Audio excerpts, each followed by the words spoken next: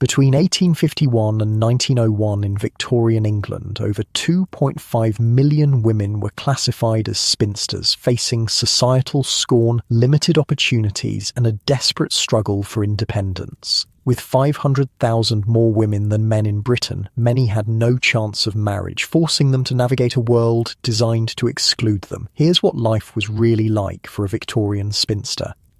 Hey, quick thing before we start. If you actually listen to these regularly, hit like or subscribe. I always wonder where everyone's at, so comment your city and what time it is. Weird to think some of you are having breakfast in London while I'm recording this at night here in the States. Alright, let's head back to Victorian England. Trust me, it's going to be quite a ride. But first, get comfortable. Seriously. Adjust those pillows, pull up that blanket, because where we're going, you're going to want to be cozy. The room is cold. Not like, oh, I should put on a sweater cold. I mean the kind of cold that seeps into your bones and sets up camp there. Your eyes flutter open to darkness, save for the faint grey light filtering through thin curtains. It's 5 a.m. on a January morning in London, 1862, and the boarding house room you call home feels like an icebox. You're 25 years old, and according to society, you're officially a spinster. How fun. Miss Harrington, are you awake? The sharp voice of Mrs. Wilson, your landlady, pierces through the door. The fire needs lighting downstairs. We have guests arriving at 8. There's no such thing as hitting snooze when you're a spinster living in someone else's home. The floorboards sting your bare feet like tiny knives as you slide them from beneath the thin blanket. Unlike your warm bed right now, Victorian bedding was, let's just say, minimal if you weren't wealthy. Coming, Mrs. Wilson, you call back, your voice still thick with sleep. So here's the thing about being a spinster in Victorian England. It wasn't just about being unmarried. It was a whole identity that society dumped on you, and it happened way earlier than you might think. You might be picturing some grey-haired lady with cats, right? Nope. By age 25, sometimes even younger, unmarried women were already being labelled as spinsters, just sitting there at a family dinner while relatives discuss your marriage prospects like you're not even there. What's wrong with Elizabeth? Why hasn't she secured a husband yet? Thanks, Aunt Margaret. I'm literally right here. The mirror on your dresser, cracked in one corner, reflects a young woman who looks nothing like the desperate, withered creature society imagines when they hear spinster. But that doesn't matter. Once you hit your mid-20s without a wedding ring, the transformation was complete in everyone else's eyes. You reach for your dress, the same one you wore yesterday and the day before. When you're working as a live-in assistant at a boarding house, you don't exactly have an extensive wardrobe, just 3 serviceable dresses that you wash by hand every Sunday. Your hair gets twisted up into a tight bun, no fashionable curls or elaborate styles for working women. Practicality rules everything about your appearance now. Miss Harrington. The voice is more insistent this time. For one moment, you call back, pinning the last strand of hair in place. Okay, so why were there so many spinsters in Victorian England? Well, for one thing, math was not on women's side. The 1851 census showed there were about 500,000 more women than men in Britain, and 2.5 million unmarried women total. That's not a small number. Men were dying in wars, workplace accidents and diseases at higher rates, plus a bunch of guys were shipping off to the colonies looking for fortune, so it wasn't like all these women were unmarriageable monsters. There simply weren't enough men to go around. Think about it. If musical chairs had 500,000 more players than chairs, you wouldn't blame the people left standing, would you? You hurry down the narrow servants' staircase, the wooden steps creaking beneath your feet. The boarding house is still mostly silent, its occupants enjoying their final hours of sleep. But for you, the day begins in darkness and ends long after the sun has set. I spent way too long researching Victorian boarding houses for this, by the way. Like, concerningly long. These weren't the friendly, quirky places you see in movies. They were often dreary, crowded, and offered little privacy. Lower-end ones were downright dangerous, while the slightly better ones, like where you're staying, were just soul-crushingly bland. The kitchen is at least warmer than your room, thanks to the banked coals in the stove from the night before. You get to work immediately, stoking the fire and adding coal. Your hands are already chapped and red from constant exposure to water, soap, and the biting cold. Your stomach growls, reminding you that yesterday's dinner was meagre at best, a thin soup and a chunk of bread. But breakfast won't happen until after the morning chores are done. Mrs. Wilson is strict about the schedule. "There you are," Mrs. Wilson says, appearing in the doorway like a disapproving ghost. "The dining room needs sweeping, and the front parlour fire should be lit next. Mr. and Mrs. Pemberton will be expecting tea when they come down at 7. She's not cruel, exactly, just businesslike. When you're employing a spinster to help run your boarding house, there's no need for warmth or familiarity. It's a transaction. You work, you get a room and meals." "Yes, Mrs. Wilson," you say, keeping your eyes down. "See, the whole unmarried woman living alone thing? Not really an option in Victorian times. Respectable spinsters couldn't just rent an apartment and live their best single lives. Society literally wouldn't allow it. Spinsters typically either lived with family, if they were lucky enough to have family who would take them in, or found positions as governesses, companions, or, like you, assistants in businesses like boarding houses. The alternative was, well, the workhouse, and nobody wanted to end up in the workhouse. Victorian workhouses were basically prisons for the poor, where you do brutal labour for barely enough food to survive. Your second cousin ended up in one after her parents died, and the last letter you received from her described conditions that still give you nightmares. So, here you are, 25, unmarried, working for room and board in a boarding house that caters to travellers and long-term residents of modest means. Your room is tiny, your possessions few, but you're not in the workhouse. That counts for something. As you sweep the dining room, your mind wanders to how you ended up here. Your father was a clerk in a small firm, providing a respectable but modest living for your family. When he died of pneumonia 6 years ago, everything changed. Your mother took in sewing, but it wasn't enough. Your brother James was apprenticed to a printer, and you... Well, you had expected to be married by then. That was the plan every girl was supposed to have. But the suitable young men in your social circle were few, and none had shown particular interest before your father died. After his death, when your family's circumstances declined, your prospects dried up completely. There's this wild misconception that Victorian women never worked before they had to, but that's just not true. Even in the mid-1800s, about 30 to 40% of women contributed significantly to their household income. It's just that the census takers often didn't record it properly. They'd list a woman's marital status, single, married, or widowed, but not always her employment. And smaller jobs like helping with a family business or part-time work weren't considered important enough to document.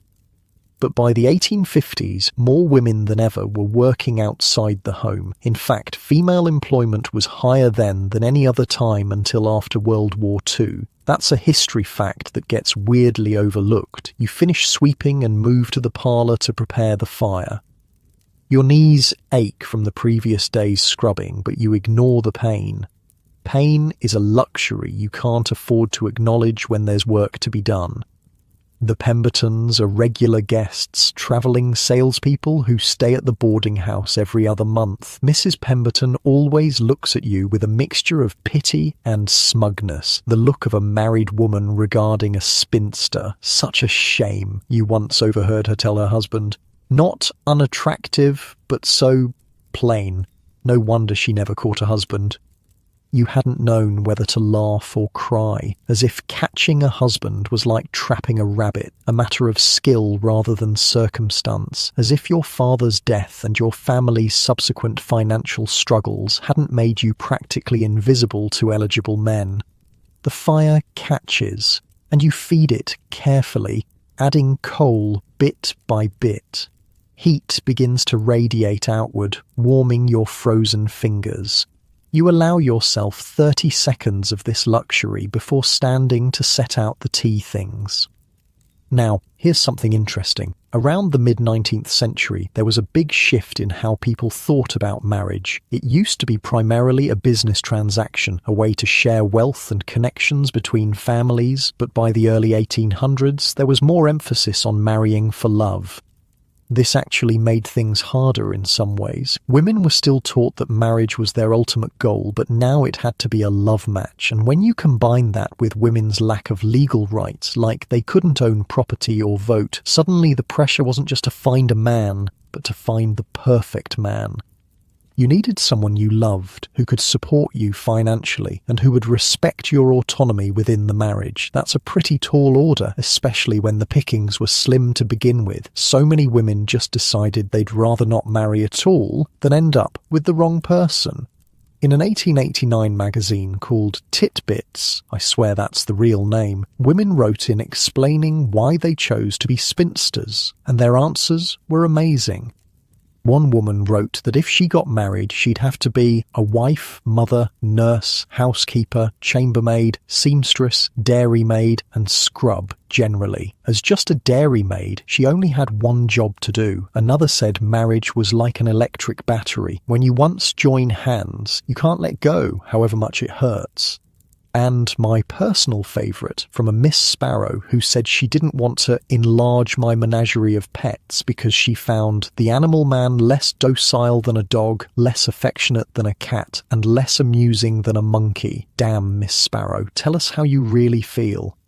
By 7 o'clock, the house is stirring to life. The Pembertons come down to the parlour and you serve them tea with hands that don't tremble, despite your exhaustion. Your stomach is still empty, but you've grown accustomed to hunger as a constant companion. "Thank you, girl," Mr. Pemberton says without looking at you. You're 25, hardly a girl, but invisible people don't get to correct their betters.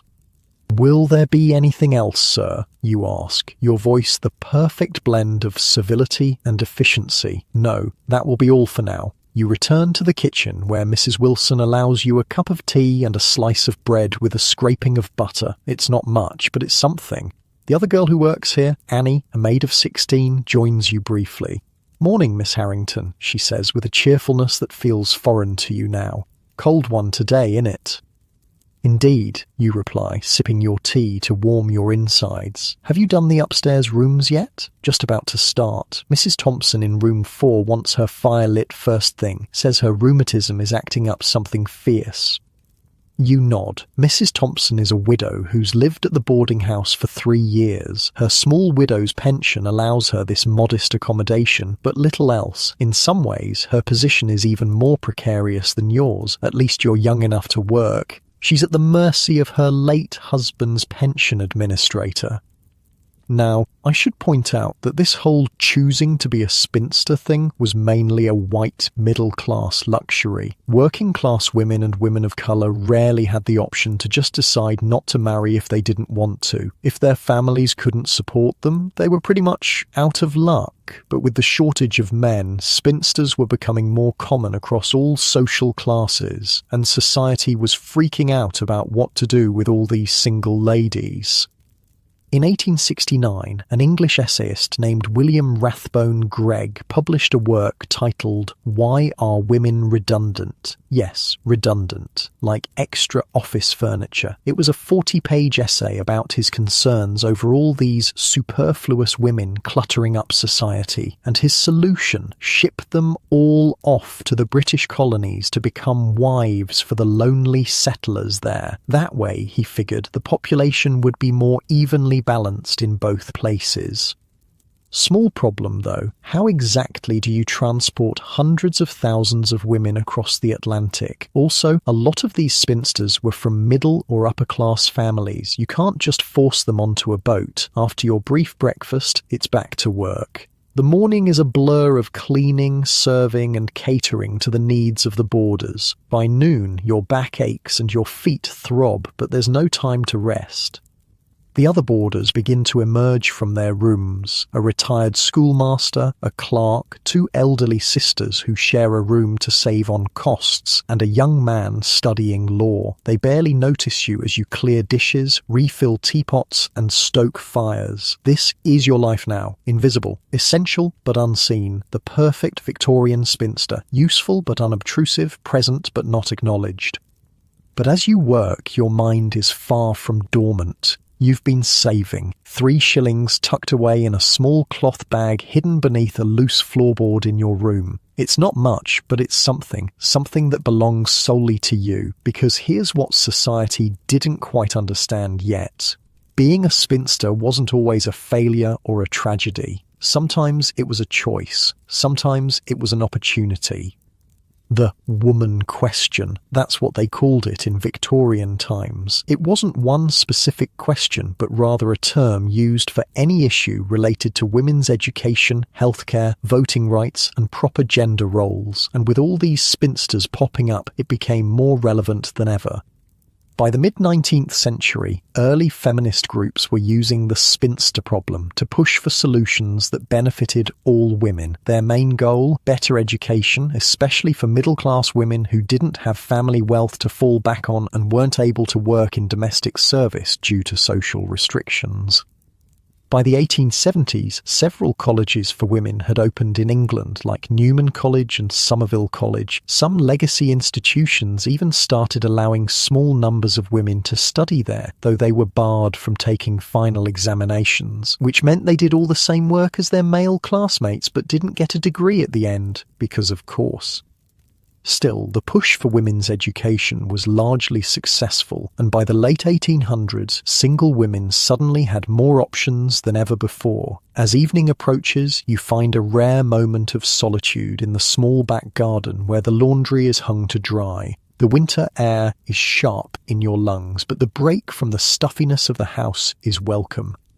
You pull a small, worn book from your pocket, a cheap edition of poems you purchased with a few precious pennies saved over months. Reading is your escape, your window into worlds beyond the boarding house walls. Miss Harrington, Mrs. Wilson's voice cuts through your momentary peace.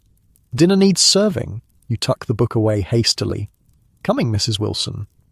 As you hurry back inside, you pass a mirror in the hallway and catch a glimpse of yourself, back straight, face composed, eyes forward. Not the desperate, pitiful creature the word spinster conjures, but a woman standing on her own 2 feet in a world that never expected her to. And in that moment, in spite of everything, you feel something like pride.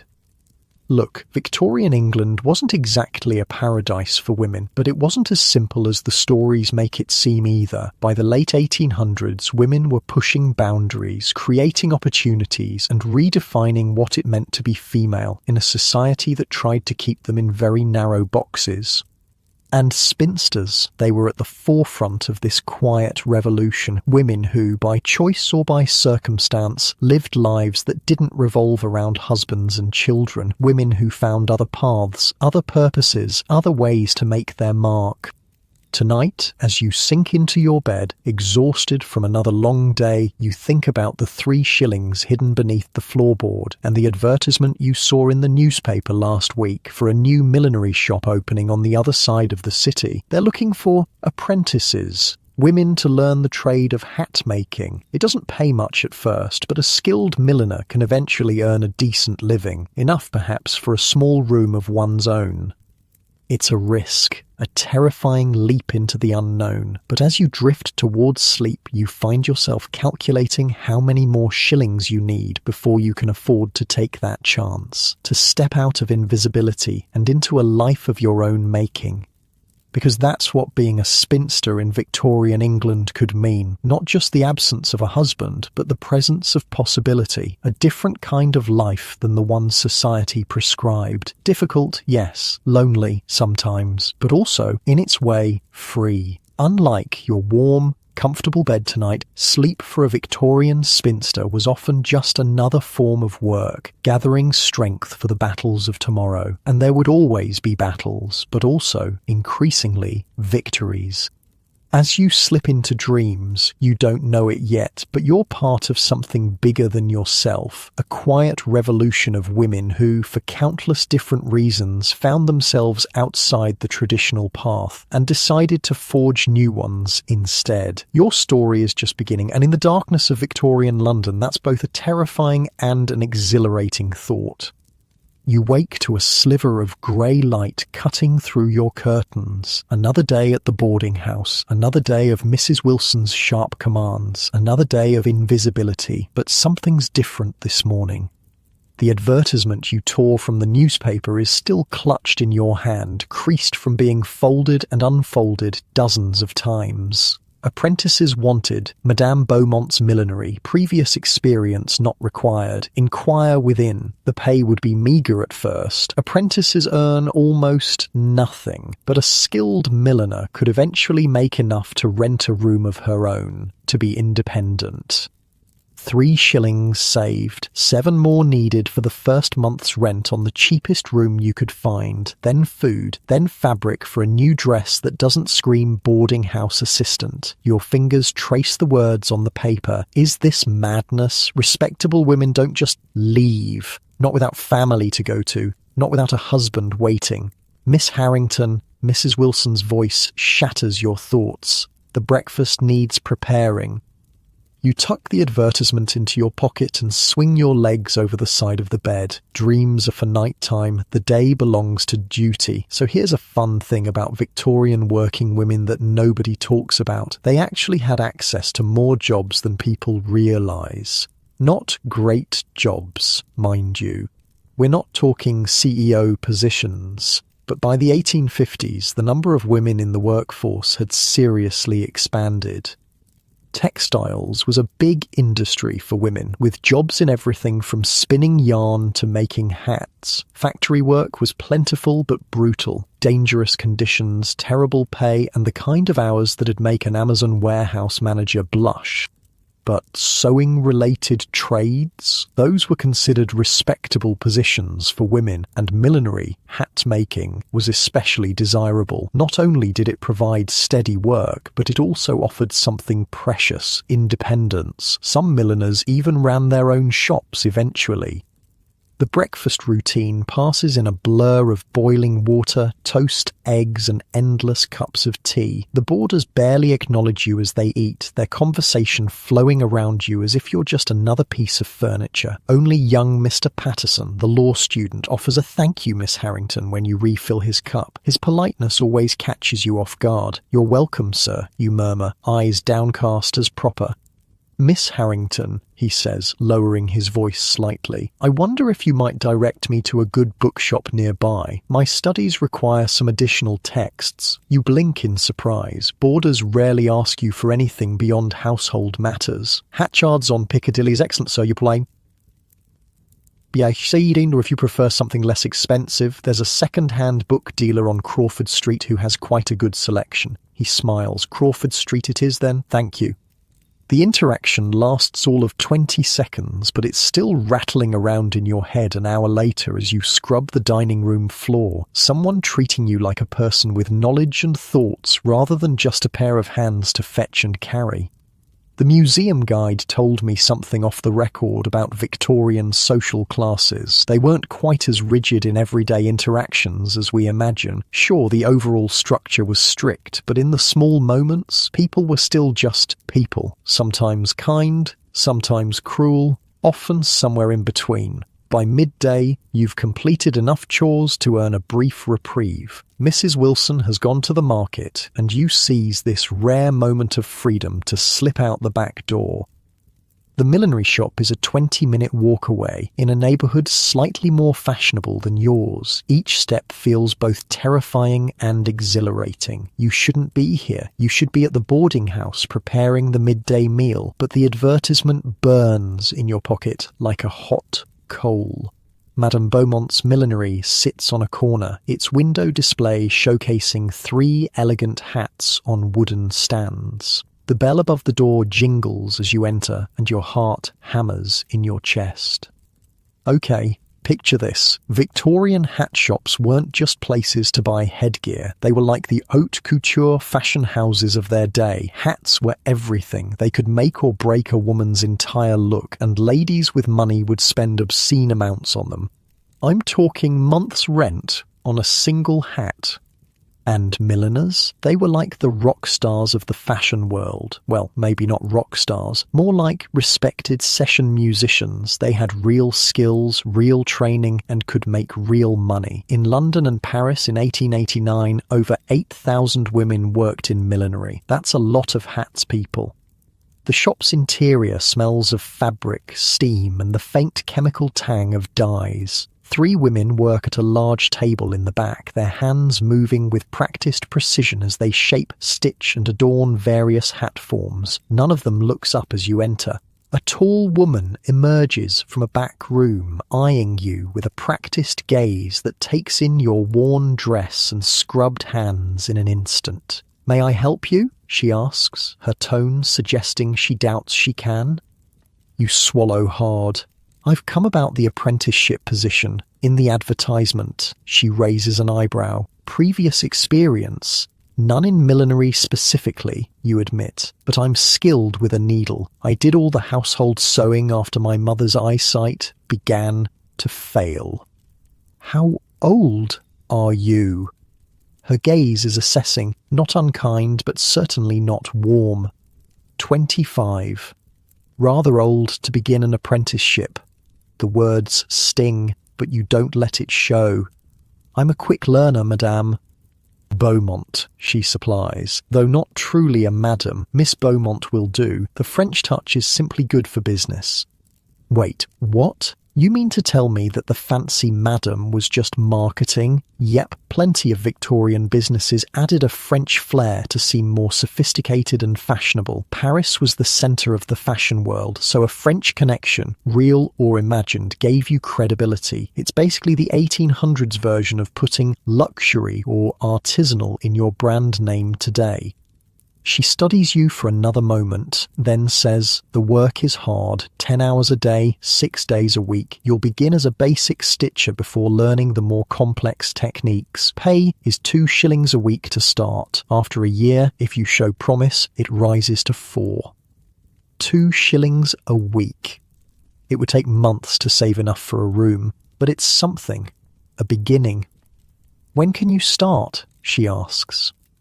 The question catches you off guard. You hadn't expected to be offered the position so quickly. You haven't given notice to Mrs. Wilson. You haven't figured out where you'll live in the meantime. I would need to make some arrangements first," you stammer. Miss Beaumont's expression cools slightly. "The position may not remain open. There are many women seeking respectable employment. I understand. Could I perhaps begin in 2 weeks' time?"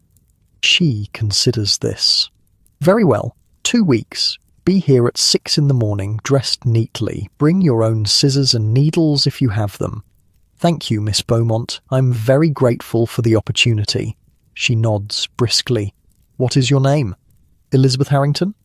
"Well, Miss Harrington, I shall expect punctuality and diligence. We serve a discerning clientele here."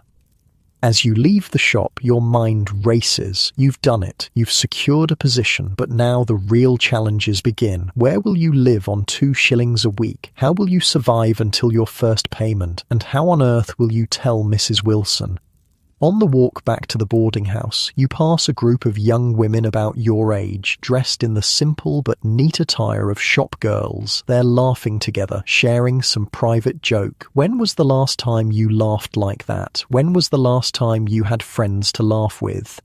Victorian working women often formed tight-knit communities. They had to. The world wasn't exactly cheering them on. Those friendships weren't just nice to have. They were survival mechanisms. You shared rooms to save on rent, nursed each other through illness, lent clothes for job interviews, warned each other about handsy bosses.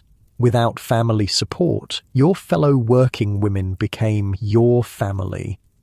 You slip back into the boarding house just minutes before Mrs. Wilson returns. The afternoon passes in a haze of chores and planning. By evening, you're exhausted but unable to sleep, your mind racing with possibilities and fears. The next morning, you approach Mrs. Wilson as she tallies the accounts in her small office.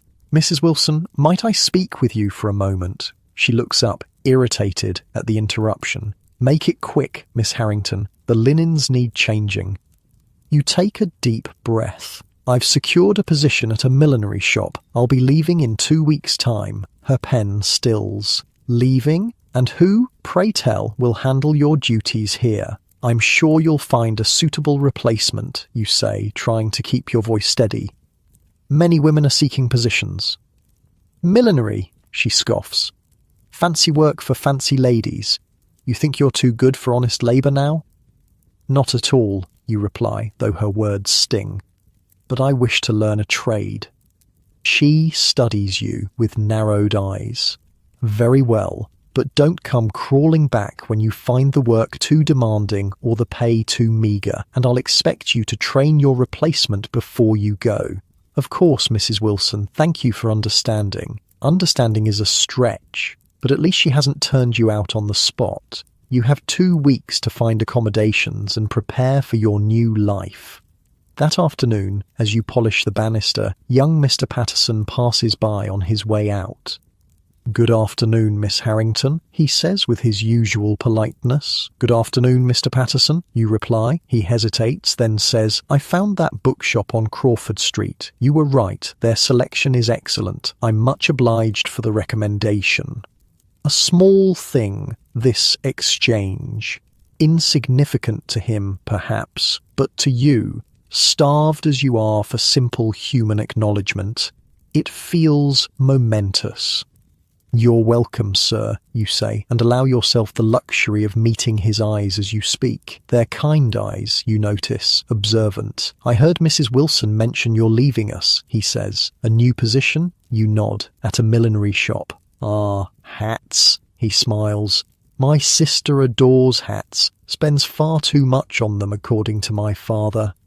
"They're not merely frivolous," you find yourself saying. "A good hat is an investment. It protects from sun and rain, enhances one's appearance, and if well made, can last for years. Where did that come from? Since when do you offer opinions to the boarders?" But Mr. Patterson doesn't seem offended. If anything, he appears amused. "I shall inform my sister that her extravagance is actually practicality. She'll be delighted with this interpretation."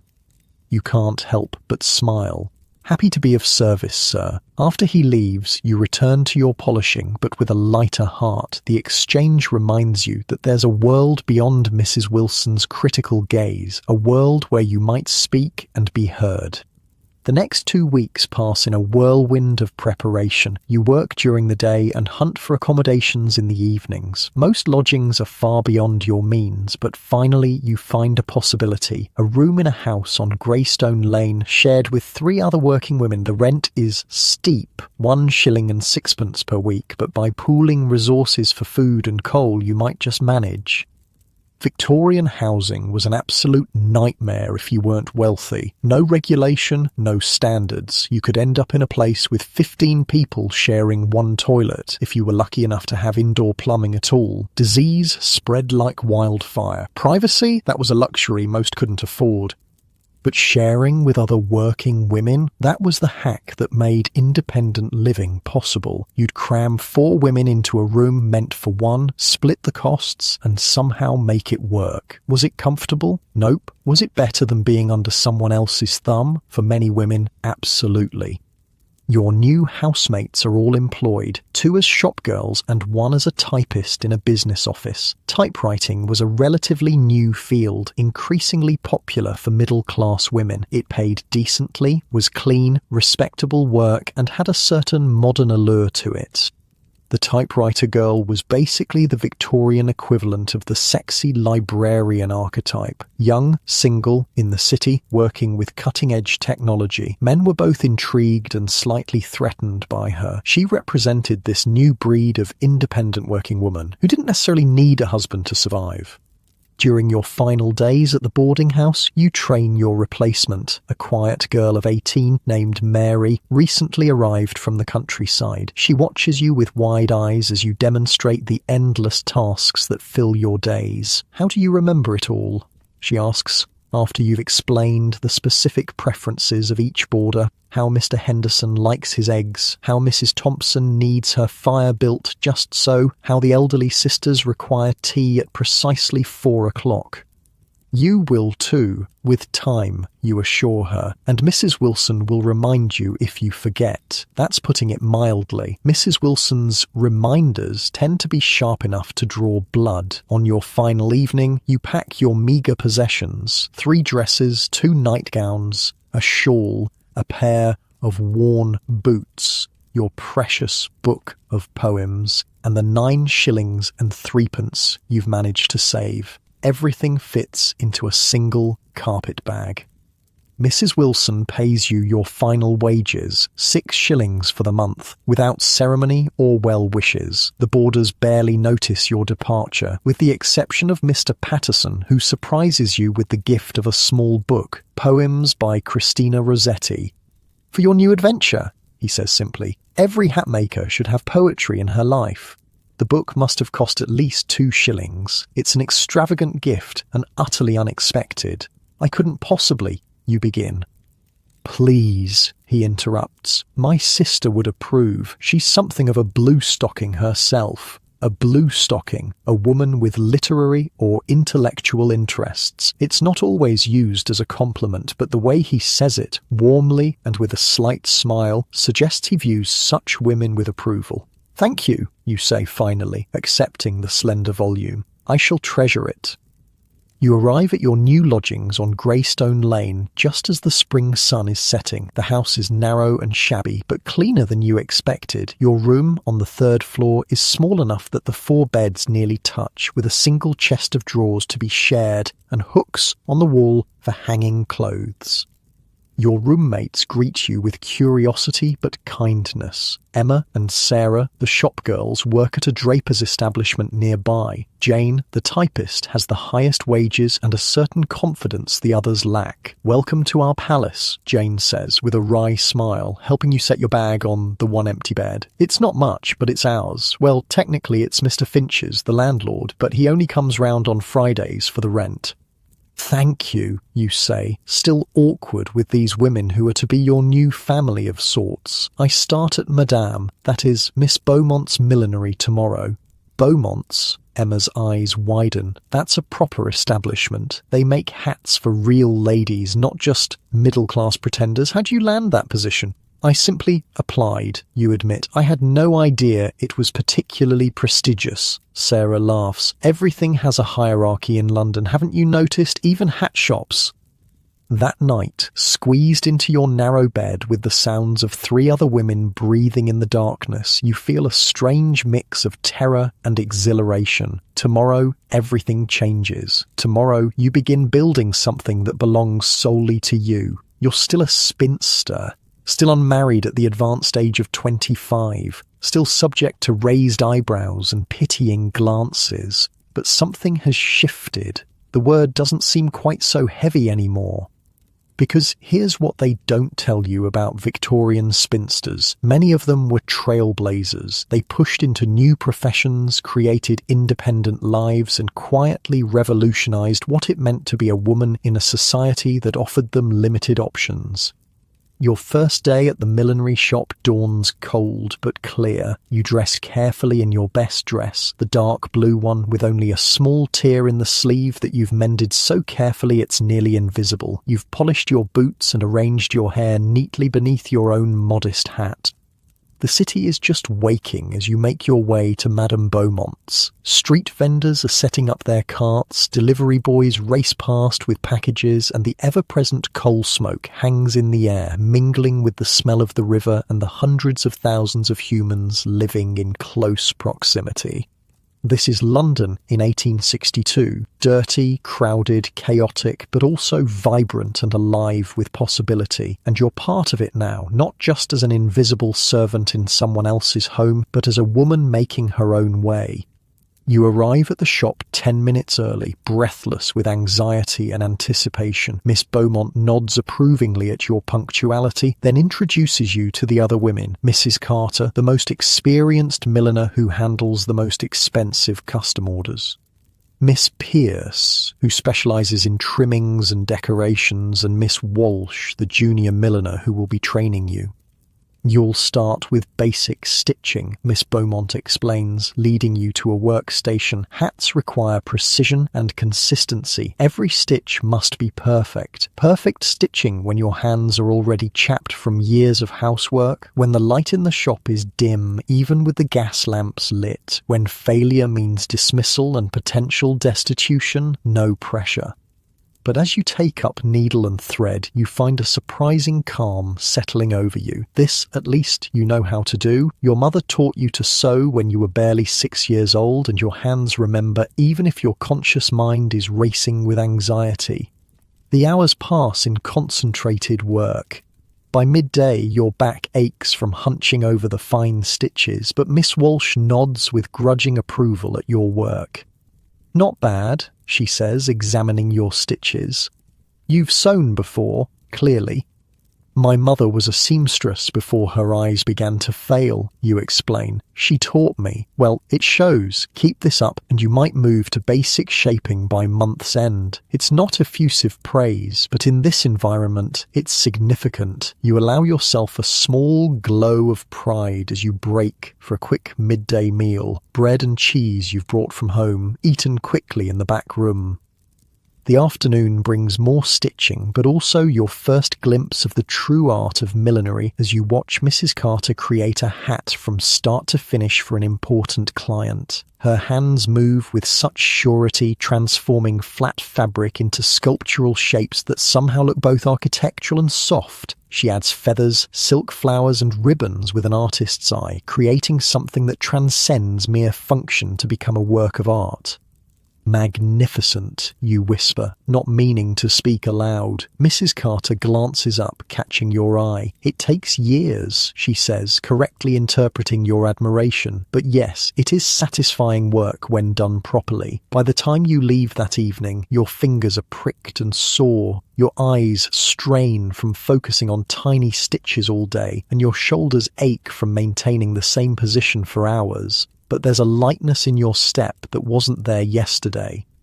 You're exhausted. You're terrified about money. 2 shillings a week will barely cover rent and food, leaving nothing for savings or emergencies. You miss the relative security of the boarding house, where at least meals were provided. But for the first time in years, you're also excited.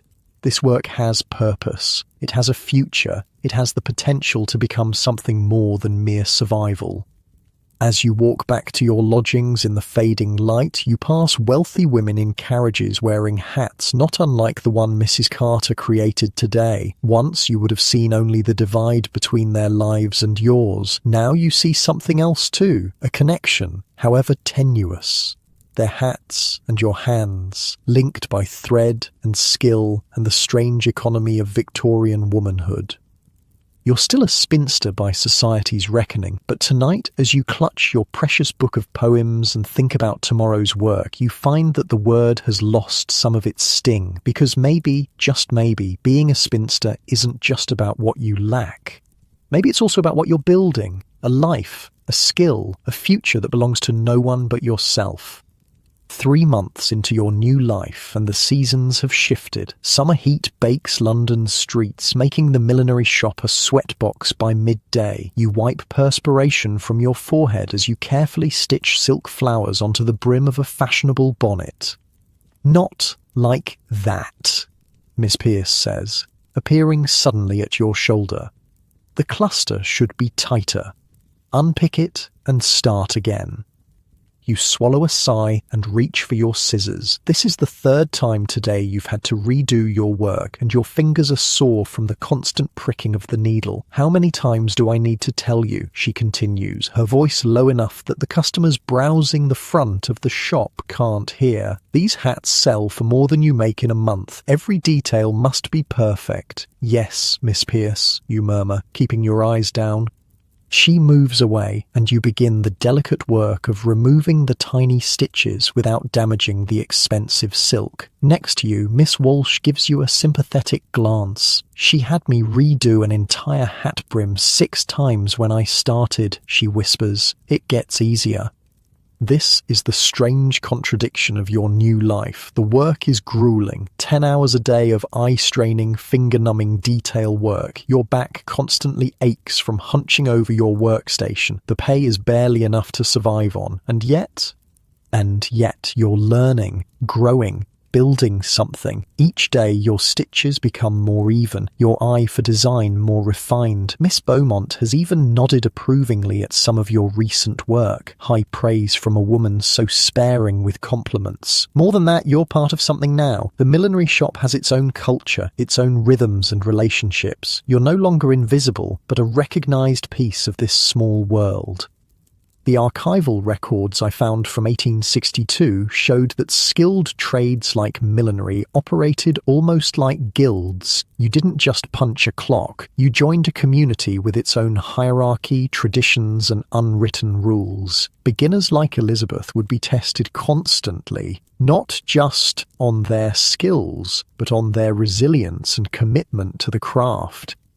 You rework the flower cluster, this time making sure the blooms are arranged in a tighter, more pleasing formation. Your fingers move more confidently now, finding the right tension in the thread, the perfect placement of each petal. When Miss Pierce returns to inspect your work, she merely nods and moves on. Her version of enthusiastic approval. You allow yourself a small, private smile of triumph. At lunchtime, you sit in the back room with the other women, eating the bread and cheese you've brought from home. The conversation flows around you. Gossip about customers, complaints about the heat, discussion of the latest fashions from Paris. Did you see Lady Harwood's face when Miss Beaumont suggested the green feathers instead of the blue? Miss Walsh laughs. Looked like she'd bitten into a lemon. "The green suits her colouring better," Mrs. Carter says authoritatively. "Miss Beaumont has an excellent eye. Lady Harwood doesn't want what suits her," Miss Pierce counters. "She wants what her sister-in-law had last week, only bigger and more impressive." "Speaking of impressive," Miss Walsh turns to you. "Your stitching has improved tremendously, Miss Harrington. Those roses you did yesterday were quite fine." The compliment catches you off guard. "Thank you," you say, feeling your cheeks warm. "I've had excellent teachers." Mrs. Carter smiles slightly. "Flattery will get you everywhere, Miss Harrington." This easy camaraderie still feels new to you. At the boarding house, you were isolated, neither family nor friend, just a pair of hands to perform tasks. Here, despite the hierarchy and occasional sharp corrections, you belong. After work, you walk home with Miss Walsh, Annie, as she's asked you to call her when you're not at the shop. The two of you have fallen into the habit of stopping at a small bakery on Fridays when the baker sells yesterday's goods at half price. "Look," Annie says, pointing to a display of currant buns. "2 for a penny today. Shall we splurge?" You hesitate, mentally calculating your budget. 2 shillings a week in wages, 1 shilling 6pence for rent. That leaves 6pence for food, coal, and any other necessities. A halfpenny for a bun is an extravagance, but it's been a long week of demanding work, and the rare treat might lift your spirits. Yes, you decide. Let's splurge. The bun, slightly stale but still sweet, is delicious. You and Annie eat as you walk, savouring each bite. "Oh, I meant to tell you," Annie says between mouthfuls. "Mrs. Fairchild is coming in tomorrow for a fitting. You should make sure you're nearby." Mrs. Fairchild is one of the shop's wealthiest clients, known for her exacting standards and generous tips to the girls who please her. "Do you think Miss Beaumont would let me assist?" you ask hopefully.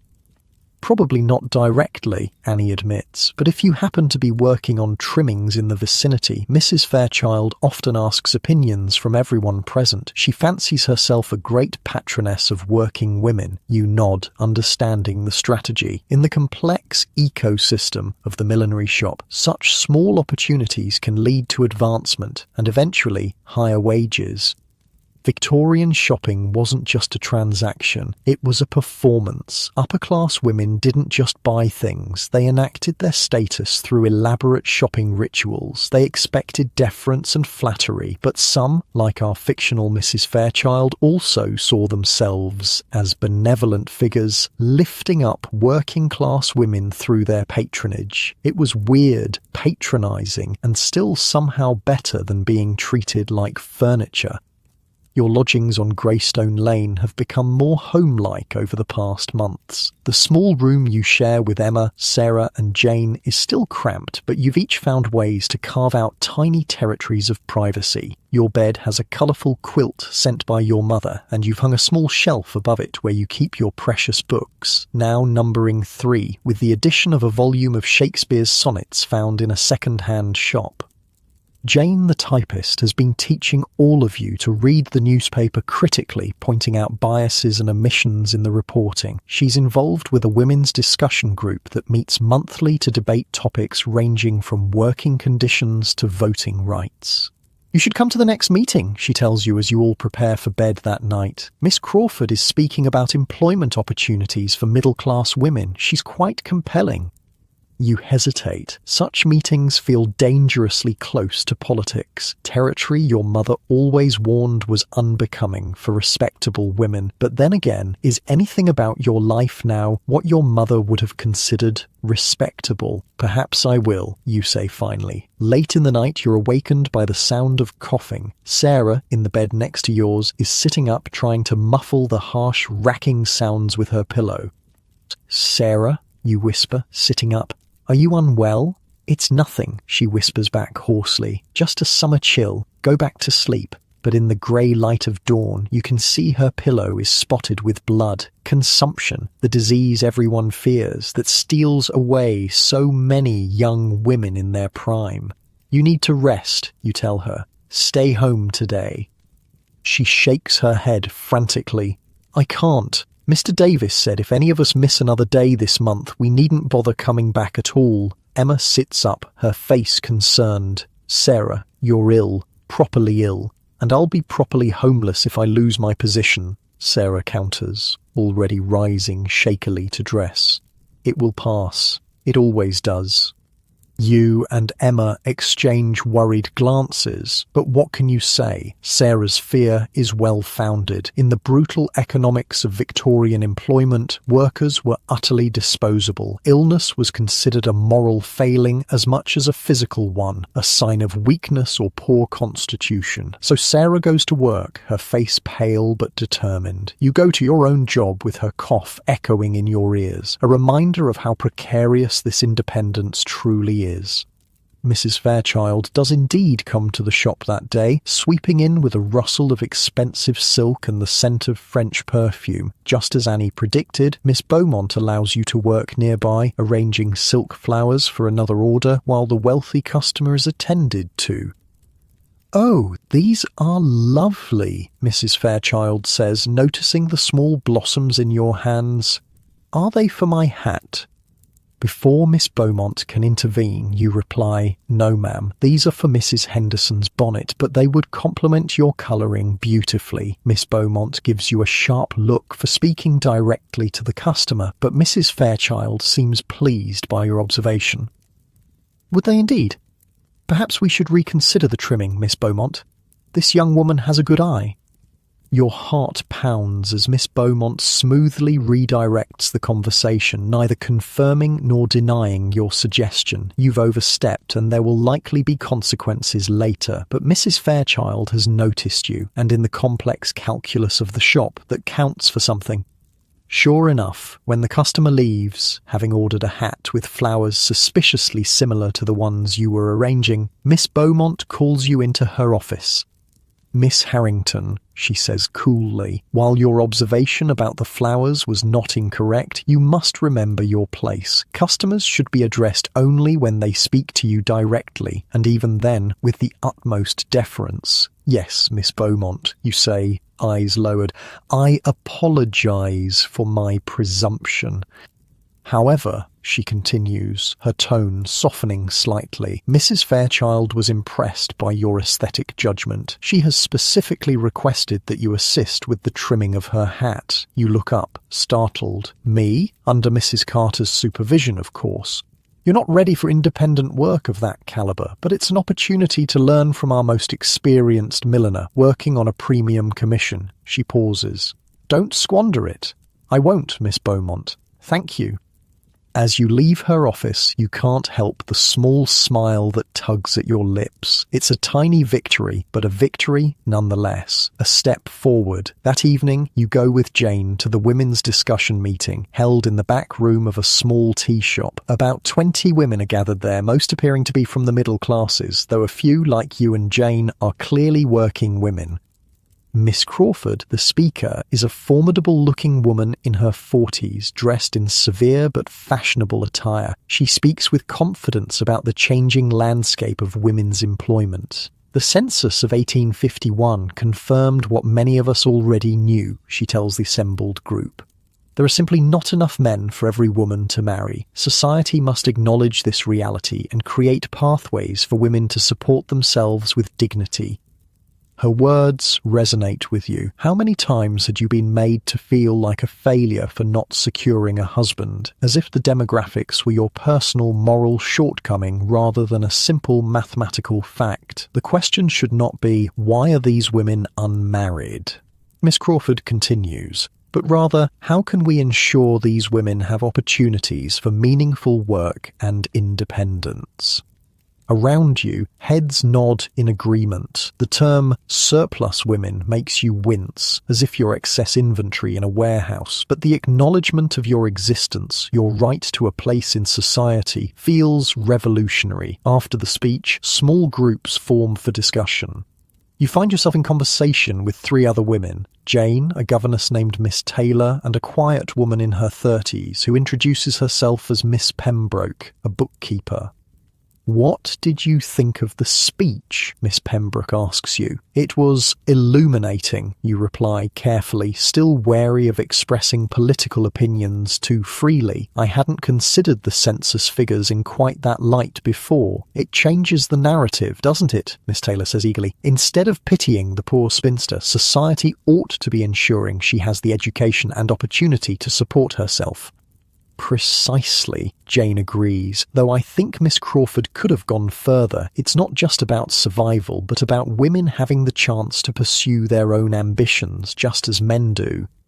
The conversation continues, flowing from employment to education to the broader question of women's place in society. You mostly listen, occasionally offering observations from your own experience. It's exhilarating to hear your private thoughts echoed and expanded upon by these thoughtful, articulate women. On the walk home, Jane is animated, discussing the various points raised in the meeting. You're quieter, processing all you've heard.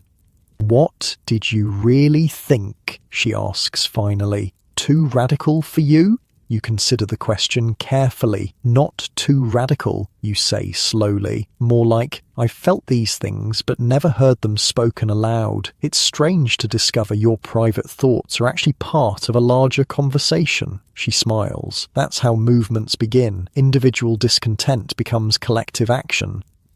I wouldn't call myself discontented, you protest. I'm fortunate to have found decent employment. Are you, though? Jane challenges gently, working 10 hours a day for wages that barely cover your needs, having to choose between a currant bun and saving for emergencies.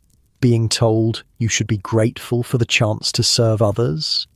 Put that way, it does sound rather bleak. Yet compared to the boarding house, compared to the workhouse, compared to so many women's situations. It's a beginning, you say finally, not an ending. Jane squeezes your arm. That's the spirit. We start where we are and build from there. When you reach your lodgings, you find Emma waiting anxiously by the door. Thank goodness you're back, she says, pulling you both inside. It's Sarah. The coughing got worse. Mrs. Davis sent her home early and she's been bringing up blood. You rush upstairs to find Sarah in bed, her face alarmingly pale against the pillow. Her breathing is laboured and a handkerchief spotted with blood is clutched in her hand. "I've sent for the doctor," Emma says, wringing her hands, "but you know how they are about coming to this neighbourhood." Victorian medicine was a hit-or-miss affair, especially if you weren't wealthy. Doctors might prescribe everything from bleedings to mercury to cocaine, depending on their training and preferences, and many simply wouldn't bother with poor patients, knowing the fee might never be paid. "We need to cool her fever," you say decisively, falling back on your mother's remedies. "Jane, could you fetch water? Emma, help me get her into a fresh nightgown. She's soaked through with sweat." The three of you work together, caring for Sarah as best you can. The doctor eventually arrives, a young man with kind eyes who examines Sarah thoroughly before delivering his verdict. "Consumption, as I'm sure you've guessed," he tells you quietly, stepping aside from the bed. "Not advanced, but concerning. She needs rest, good food, and clean air." "For how long?" you ask, already calculating the financial implications. "At least a month, possibly longer." A month without wages, a month of rent and food to somehow cover. The four of you exchange glances, the same thought in all your minds. How? "I have some savings," Jane offers. "Not much, but enough to help with her share of the rent for a few weeks." "We can take in sewing," Emma suggests. "Extra work in the evenings. And I might be able to ask for a small advance on my wages," you add, though the thought of approaching Miss Beaumont with such a request makes your stomach clench. The doctor watches this exchange with interest. "You ladies aren't family." "Not by blood," Jane answers with a slight lift of her chin, "but we look after our own." He nods, seemingly impressed. "I'll return in 3 days to check on her progress, keep her comfortable, make sure she drinks plenty of fluids, and open the windows when the air outside is clean." After he leaves, the three of you sit by Sarah's bed, discussing plans in low voices. You'll take turns staying home with her, using precious days off and negotiating with your respective employers. You'll pool resources for medicine and nutritious food. You'll make it work somehow. This is the hidden safety net of Victorian spinsterhood, the community of women who create family where society says none should exist. It's not perfect, not secure, certainly not easy, but it's real and vital and sometimes the only thing standing between survival and disaster. As you finally go to bed in the early hours of the morning, exhausted from worry and planning, you think about Miss Crawford's speech. The world might see you as surplus women, but there's nothing surplus about the bonds you're forming, the lives you're building. Tomorrow, you'll go back to the millinery shop, back to the endless hours of detailed work for meagre pay. You'll assist Mrs. Carter with Mrs. Fairchild's premium hat commission. You'll keep your eyes down and your voice respectful and your ambitions carefully hidden. But something has shifted. The conversations from the meeting echo in your mind, mingling with the practical challenges of caring for Sarah, the small triumph of impressing a wealthy customer, the ongoing struggle to transform yourself from invisible servant to skilled artisan. You are a Victorian spinster, unmarried at 25, making your way in a world designed for dependence. Society may still view you as an object of pity or scorn, but tonight, lying in your narrow bed in a room shared with women who have become more family than mere roommates, you feel something unexpected, not contentment exactly. The challenges are too great, the future too uncertain for that. But possibility. The possibility that being a spinster isn't the end of your story, but the beginning, and that perhaps is worth more than all the security marriage might have offered. Autumn arrives with its peculiar London mix of fog, coal smoke, and decaying leaves. 6 months into your new life, and the changes have been subtle but significant. Your fingers, once soft from years of household work, now bear the permanent calluses of a milliner. Your eye has sharpened, able to spot an uneven stitch or misplaced trim from across the workroom.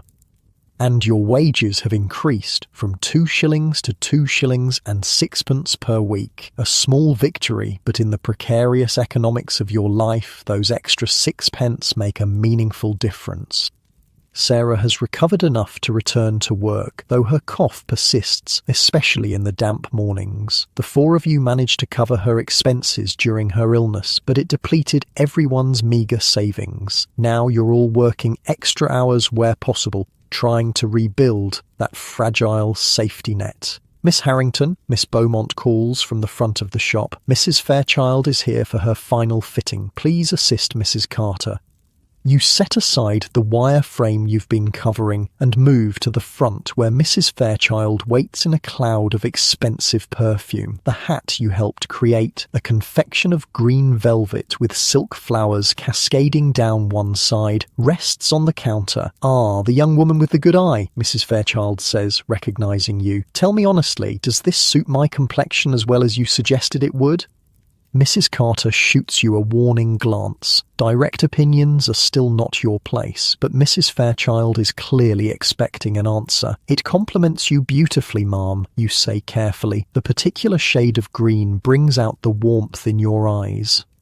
Mrs. Fairchild beams, turning to examine herself in the mirror with the hat perched atop her elaborately styled hair. "You're quite right. Much better than that dreadful blue my sister-in-law chose. I shall wear this to Lady Montgomery's tea next week, and Charlotte will be positively green herself, with envy." She laughs at her own joke, and you smile politely, helping Mrs. Carter make a small adjustment to the hat's position. "The young woman has talent," Mrs. Fairchild comments to Miss Beaumont, who has materialised nearby. "You should nurture it." "Miss Harrington is coming along quite well," Miss Beaumont agrees with measured praise. "We have hopes for her progress." After the customer leaves with her purchase, Miss Beaumont calls you into her office again. Your stomach tightens with anxiety. Have you overstepped again, despite your care? Mrs. Fairchild was very pleased with her hat, Miss Beaumont begins, her expression giving nothing away. "She specifically mentioned your contribution." "Mrs. Carter deserves the credit," you say quickly. "I merely assisted with the smallest details." Indeed, however, your eye for colour and proportion has been noticed. She taps her fingers on her desk, studying you. "I believe you're ready for more responsibility. Beginning next week, you'll assist Miss Pierce with design consultations for our middle-tier customers." Your heart skips. Design consultations mean direct customer interaction, a step up from basic construction work, and potentially better pay in the future. "Thank you, Miss Beaumont," you say, trying to keep your voice steady. "I'm grateful for the opportunity." She nods briskly. "Don't disappoint me. You may return to your work now." You float back to your workstation, barely feeling the floor beneath your feet. Annie glances up, raising an eyebrow in question. "Design consultations," you whisper, "with Miss Pierce." Her eyes widen, and she gives you a quick smile before returning to her work. Later, she'll want all the details, but for now, the workroom discipline must be maintained. By evening, the news has spread among the shop's employees. When you leave with Annie, she links her arm through yours, excitedly. "Design consultations after only 6 months," she says. "It took me nearly 2 years to move up from basic construction. Miss Beaumont must see real potential in you." Or Mrs. Fairchild's approval carries more weight than we realise, you suggest, still unable to quite believe your good fortune. Perhaps, but Miss Beaumont isn't easily swayed by customers' opinions. She knows quality work when she sees it. The warm glow of professional recognition carries you all the way back to your lodgings, where you share the news with your housemates. "We should celebrate," Jane declares. "I've been saving a bit of sugar. We could make barley water with lemon."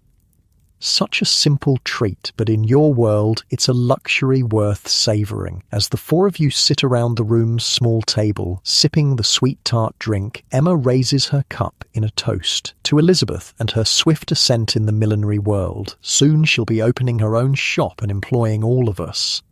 You laugh, but there's a seed of possibility in the joke. Could you, someday? Women did own businesses in Victorian London, though the challenges were considerable. Still, the thought of a shop with your name on the sign sends a pleasant shiver down your spine. Speaking of advancement, Jane says, there's another meeting next week. A woman from Manchester is speaking about the formation of women's trade unions. You should all come.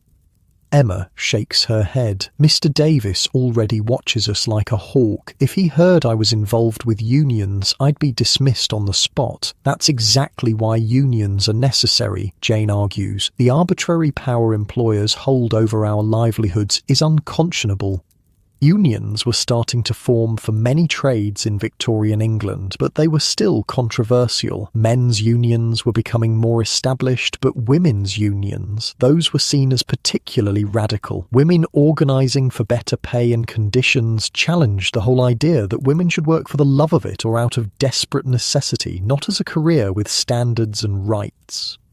The discussion continues, passionate but good-natured, until Sarah's coughing interrupts. You all turn with concern as she presses a handkerchief to her mouth. Just the damp, she insists when the spasm passes. I'm much better, truly. But her face is too pale, and the handkerchief, which she quickly tucks away, bears fresh spots of blood. The doctor's visits have continued, though less frequently, and his expression grows more concerned each time.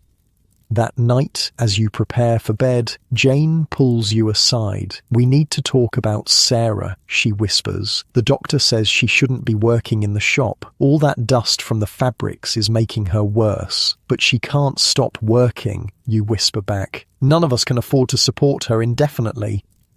I know, but there might be another option. Jane glances over to make sure Sarah and Emma are out of earshot. My uncle has a cottage in Sussex. It's small, just 2 rooms, but it's in the countryside. Clean air, quiet surroundings. He's agreed to let Sarah stay there for a nominal rent, just enough to cover basic maintenance. That's wonderful, you exclaim softly. But how would she live? What would she eat? That's the challenge, Jane admits. She'd need some income. I thought perhaps piecework, sewing she could do at her own pace, in good light, with fresh air. The idea has merit. Many women did piecework from home, making gloves, finishing garments, or creating small items that could be sold to shops in London. The pay was even worse than regular employment, but for someone in Sarah's condition, it might be the only viable option. We should ask at the shop, you suggest. Miss Beaumont might know of suppliers looking for pieceworkers. Jane nods. I was hoping you'd say that. Sarah respects you. She's more likely to consider it if you're supportive. The responsibility settles on your shoulders, another small weight in a life already laden with them. Yet strangely, it doesn't feel burdensome. 6 months ago, you were adrift, a woman without purpose or place. Now you're embedded in a network of care and obligation that gives meaning to each day. The next morning, you approach Mrs. Carter during a quiet moment. Of all the senior staff, she's shown you the most kindness, and her connections in the trade are extensive. A friend with consumption, she repeats when you explain the situation. How severe? Improving, but the doctor says she needs country air. She's skilled with a needle. She works at Davis's draper's shop currently. Mrs. Carter considers. As it happens, my sister runs a small business, making baby clothes. Fine work, mostly for the middle-class trade. She often needs extra hands, especially as the Christmas season approaches. The pay isn't much. Anything would help, you assure her. I'll speak with her then. No promises, but she's a soft touch for a worthy case. You thank her profusely, hope blooming in your chest. It's not a perfect solution, but it's something, a chance for Sarah to heal, to perhaps escape the fate that claims so many young working women in London. That Sunday, you're 1 day free from the shop. You take a rare trip across town to visit your mother. The omnibus fare is a luxury you allow yourself monthly, unwilling to lose the fragile connection to your past. Your mother's lodgings are humble, a single room in a house owned by a distant cousin who took pity after your father's death. She supports herself with seamstress work now, though her failing eyesight makes it increasingly difficult. Elizabeth, she exclaims as you enter, rising to embrace you. You look well. The work agrees with you. You hug her tightly, breathing in the familiar scent of lavender water and clean linen. It does, Mother. How are your eyes? No worse, she says, which you know means no better. Tell me about the shop. Are they treating you fairly? You settle at her small table, sharing the tea and bread she's prepared for your visit. You tell her about your promotion to design consultations, about Mrs. Fairchild's approval, about the techniques you're learning. I always knew you had a gift with the needle, she says proudly. Your father would be so pleased to see you establishing yourself. Would he, though? Wouldn't he rather have seen you safely married, conforming to society's expectations? You don't voice these doubts, unwilling to dim her pleasure in your modest success. And what of your living situation? She asks carefully. 4 young women alone. It's most unusual. We manage well enough, you assure her. We look after each other. She hesitates, then says, Mrs. Pembroke mentioned she saw you at a meeting of a political nature. Your spine stiffens. Mrs. Pembroke must be related to the quiet bookkeeper from the women's discussion group, and apparently not as discreet as one might hope. It was an educational talk, you say carefully, about employment opportunities for women. Your mother sighs. Elizabeth, I understand the necessity of your working, but involving yourself in politics, it's not proper for a young woman of your background. Mother, it was hardly revolutionary, just women discussing practical matters that affect our lives. Even so, she takes your hand. I worry for your reputation. Without that, what hope is there for your future? She means marriage, of course. Despite everything, your age, your circumstances, the demographic realities, she still clings to the hope that you'll somehow conform to the expected path for women. My reputation is intact, you say gently. I'm known as a skilled and dedicated worker, nothing more. She squeezes your hand. You're a good daughter. I just want to see you secure. The familiar guilt washes over you. Your mother sacrificed everything after your father's death to keep you from the workhouse. Your current independence feels almost like a betrayal of her dreams for you. I am secure, you tell her, with more confidence than you feel, more so each day. The visit continues with safer topics, news of family acquaintances, the rising price of coal, a letter received from your brother James, now established in his printing apprenticeship in Manchester. As you prepare to leave, your mother presses a small package into your hands. New gloves, she says. I noticed yours were wearing thin last time. A milliner should have respectable hands. The gift must represent hours of eye-straining work. Mother, you shouldn't have... Let me do this small thing, she interrupts. You're all I have left here in London. You embrace her again, throat tight with emotion. The gap between her world and yours grows wider with each passing month, yet the love remains constant, a bridge across the divide. On the omnibus ride back to your lodgings, you watch London flow past the windows, the elegant homes of the wealthy, the bustling commercial streets, the crowded tenements, so many lives, so many stories, all overlapping and intersecting in this vast, dirty, vibrant city. Your own story is such a small thread in this tapestry, a young woman, neither wealthy nor desperately poor, navigating the narrow path between dependence and destitution, a spinster by society's reckoning, yet increasingly unconcerned with that label. The next week brings change on multiple fronts. Mrs. Carter's sister agrees to provide piecework for Sarah, sending small bundles of baby clothes to be finished with delicate embroidery. The pay is meagre, just a few pence per item, but combined with the low rent for the Sussex cottage, it might be enough for basic survival. The real question is whether Sarah will accept the plan.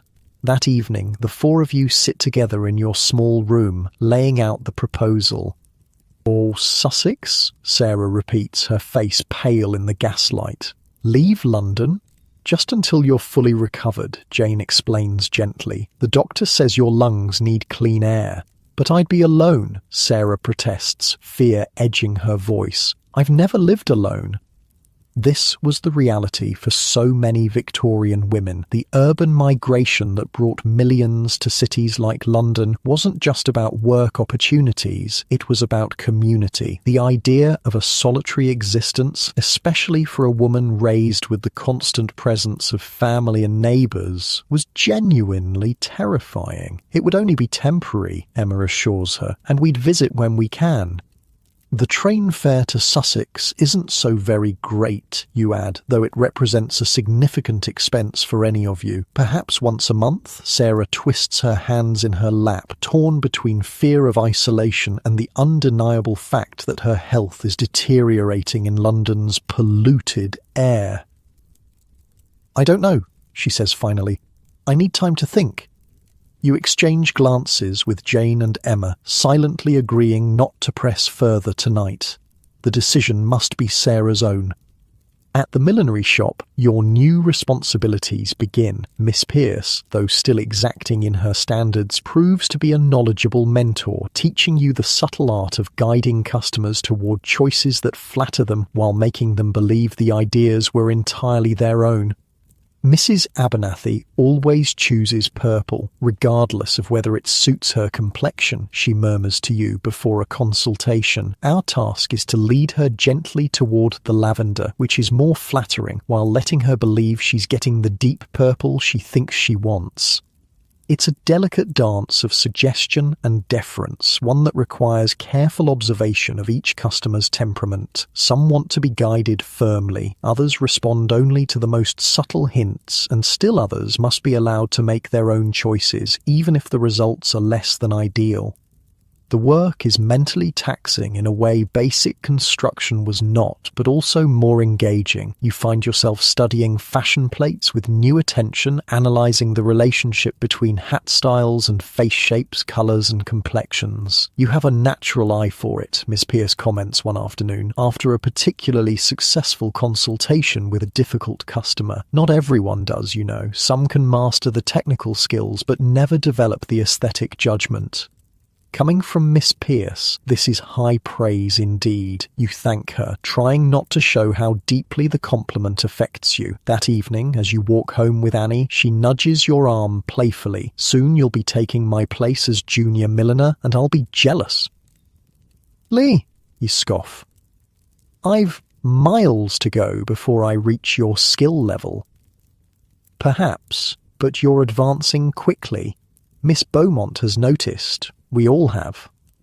Her words warm you, even as you deflect the praise. 6 months ago, you were invisible, a servant in a boarding house. Now you're a recognised member of a skilled trade with prospects for advancement. The transformation still feels fragile, miraculous. When you reach your lodgings, you find Mr. Patterson waiting outside, a book tucked under his arm. Your heart gives an odd little jump at the sight of him. Miss Harrington, he says, doffing his hat. I hoped I might catch you. Annie gives you a significant look before tactfully excusing herself to go inside, leaving you alone with the young law student. Mr. Patterson, you respond, conscious of maintaining proper formality on a public street. How unexpected. I was passing through the neighbourhood, he explains, though the boarding house where he still lives is nowhere near Greystone Lane. I found this and thought of you. He hands you the book, a collection of essays by Mary Wollstonecraft. Your eyes widen. Wollstonecraft's A Vindication of the Rights of Woman was published in the 1790s, but in Victorian England, her ideas about women's education and equality were still considered quite radical. This is quite a provocative choice, you say carefully, unsure of his intentions. He smiles slightly. I attended a lecture at my law society where her work was referenced. It made me curious. After reading it, I thought you might find it interesting given your circumstances. My circumstances? A woman making her own way in the world, he clarifies. Successfully, by all appearances. You're not entirely sure whether to be flattered or offended. Thank you for thinking of me, you say neutrally, though I'm not sure I have time for political philosophy between my work hours. It's not just political, he insists. It's practical, about education and opportunity. He hesitates, then adds, "I've admired the way you've established yourself since leaving the boarding house. It can't have been easy." The compliment catches you off guard. It hasn't been, you admit, but it's been worthwhile. A moment of silence stretches between you, not entirely uncomfortable. Mr. Patterson seems about to say something else when the door opens and Emma appears. "Elizabeth, you're needed inside," she says, giving Mr. Patterson a curious glance. "Sarah's made a decision about Sussex." "I should go," you tell him, tucking the book carefully into your bag. "Thank you for the loan." "Keep it," he says. "It's yours, and perhaps when you've had a chance to read some of it, we might discuss it. Over tea, maybe." Your pulse quickens. Is this a social invitation from a young man of good family to a working milliner? The impropriety is mild. A public tea shop would be acceptable, but the crossing of class boundaries is significant. "Perhaps," you say non-committally. "Good evening, Mr. Patterson." Inside, your housemates pounce immediately. Who was that?" Emma demands. "And why was he giving you books?" "Just a former boarder from Mrs. Wilson's," you explain, feeling your cheeks warm. "We sometimes discussed literature." Jane raises an eyebrow. "He's handsome, and clearly went out of his way to find you." "It's not like that," you insist, though you're not entirely sure what it is. "What's this about Sarah making a decision?"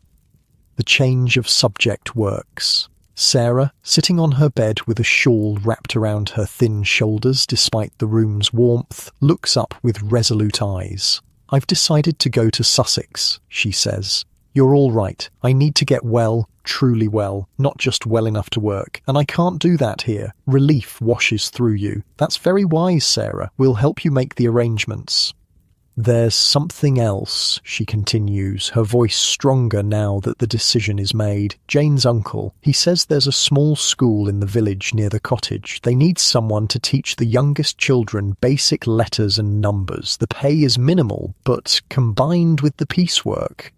"That sounds perfect," you say, genuinely pleased. Sarah had mentioned once that she'd always wanted to be a teacher, but lacked the formal education necessary for a proper governess position. A village school with minimal requirements might be ideal. "It's only temporary," Sarah emphasises. "Once I'm fully recovered, I'll return to London."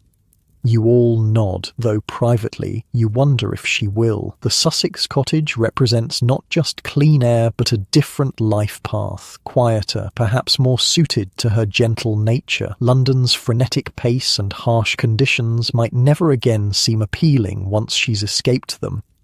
That night, after the others are asleep, you take out the book Mr. Patterson gave you. By the dim light of a candle stub, you read Mary Wollstonecraft's passionate arguments for women's education and rational thinking. Her words, written nearly 70 years earlier, still feel revolutionary, a demand for women to be recognized as thinking beings, not merely ornaments or vessels.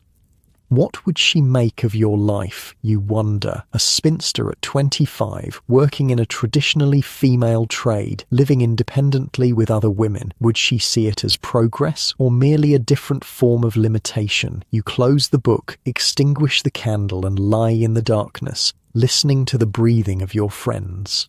Outside, London continues its nocturnal rumble. Carriages on cobblestones, distant factory whistles, the occasional shout or laugh from late revellers.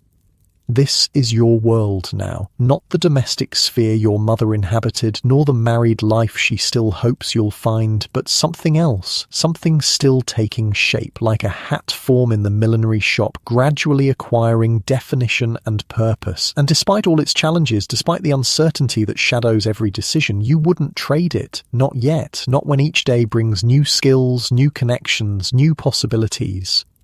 You drift towards sleep, your mind still circling around Miss Pierce's praise, Mr. Patterson's unexpected gift, Sarah's difficult choice, your mother's conflicted pride. So many threads pulling in different directions, weaving the complex fabric of your life as a Victorian spinster. Not a failure, not an object of pity, but a woman standing on her own feet in a world that never expected her to.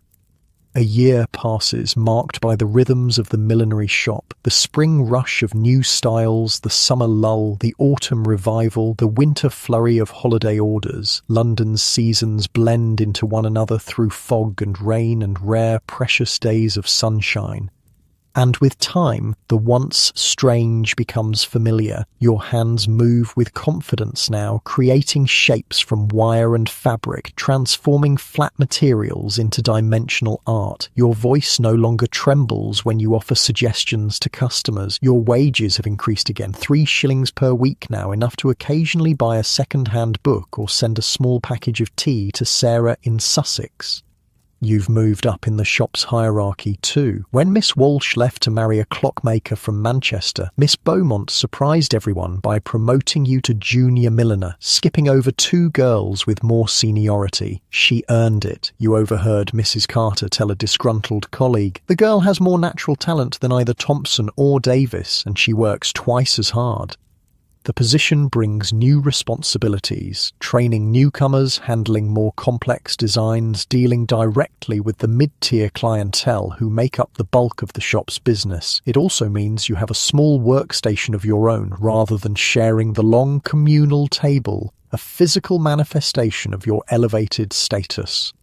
This March morning, you're carefully pinning silk roses to a straw bonnet when Miss Beaumont approaches. Your heart still skips whenever she singles you out, conditioned by years of expecting criticism from authority figures. "Miss Harrington," she says, her voice as precise as her impeccable appearance. "Mrs. Fairchild has requested you specifically for her spring order. She was most impressed with your work on her winter hat." Pride blooms in your chest, though you keep your expression properly modest. "I'm honoured, Miss Beaumont. Will she be coming in today?" "Next Tuesday at 2. She mentioned she'll be bringing her niece as well, recently arrived from the country and in need of a proper London wardrobe." "I'll prepare some design options before her arrival." Miss Beaumont nods, almost smiling. "See that you do.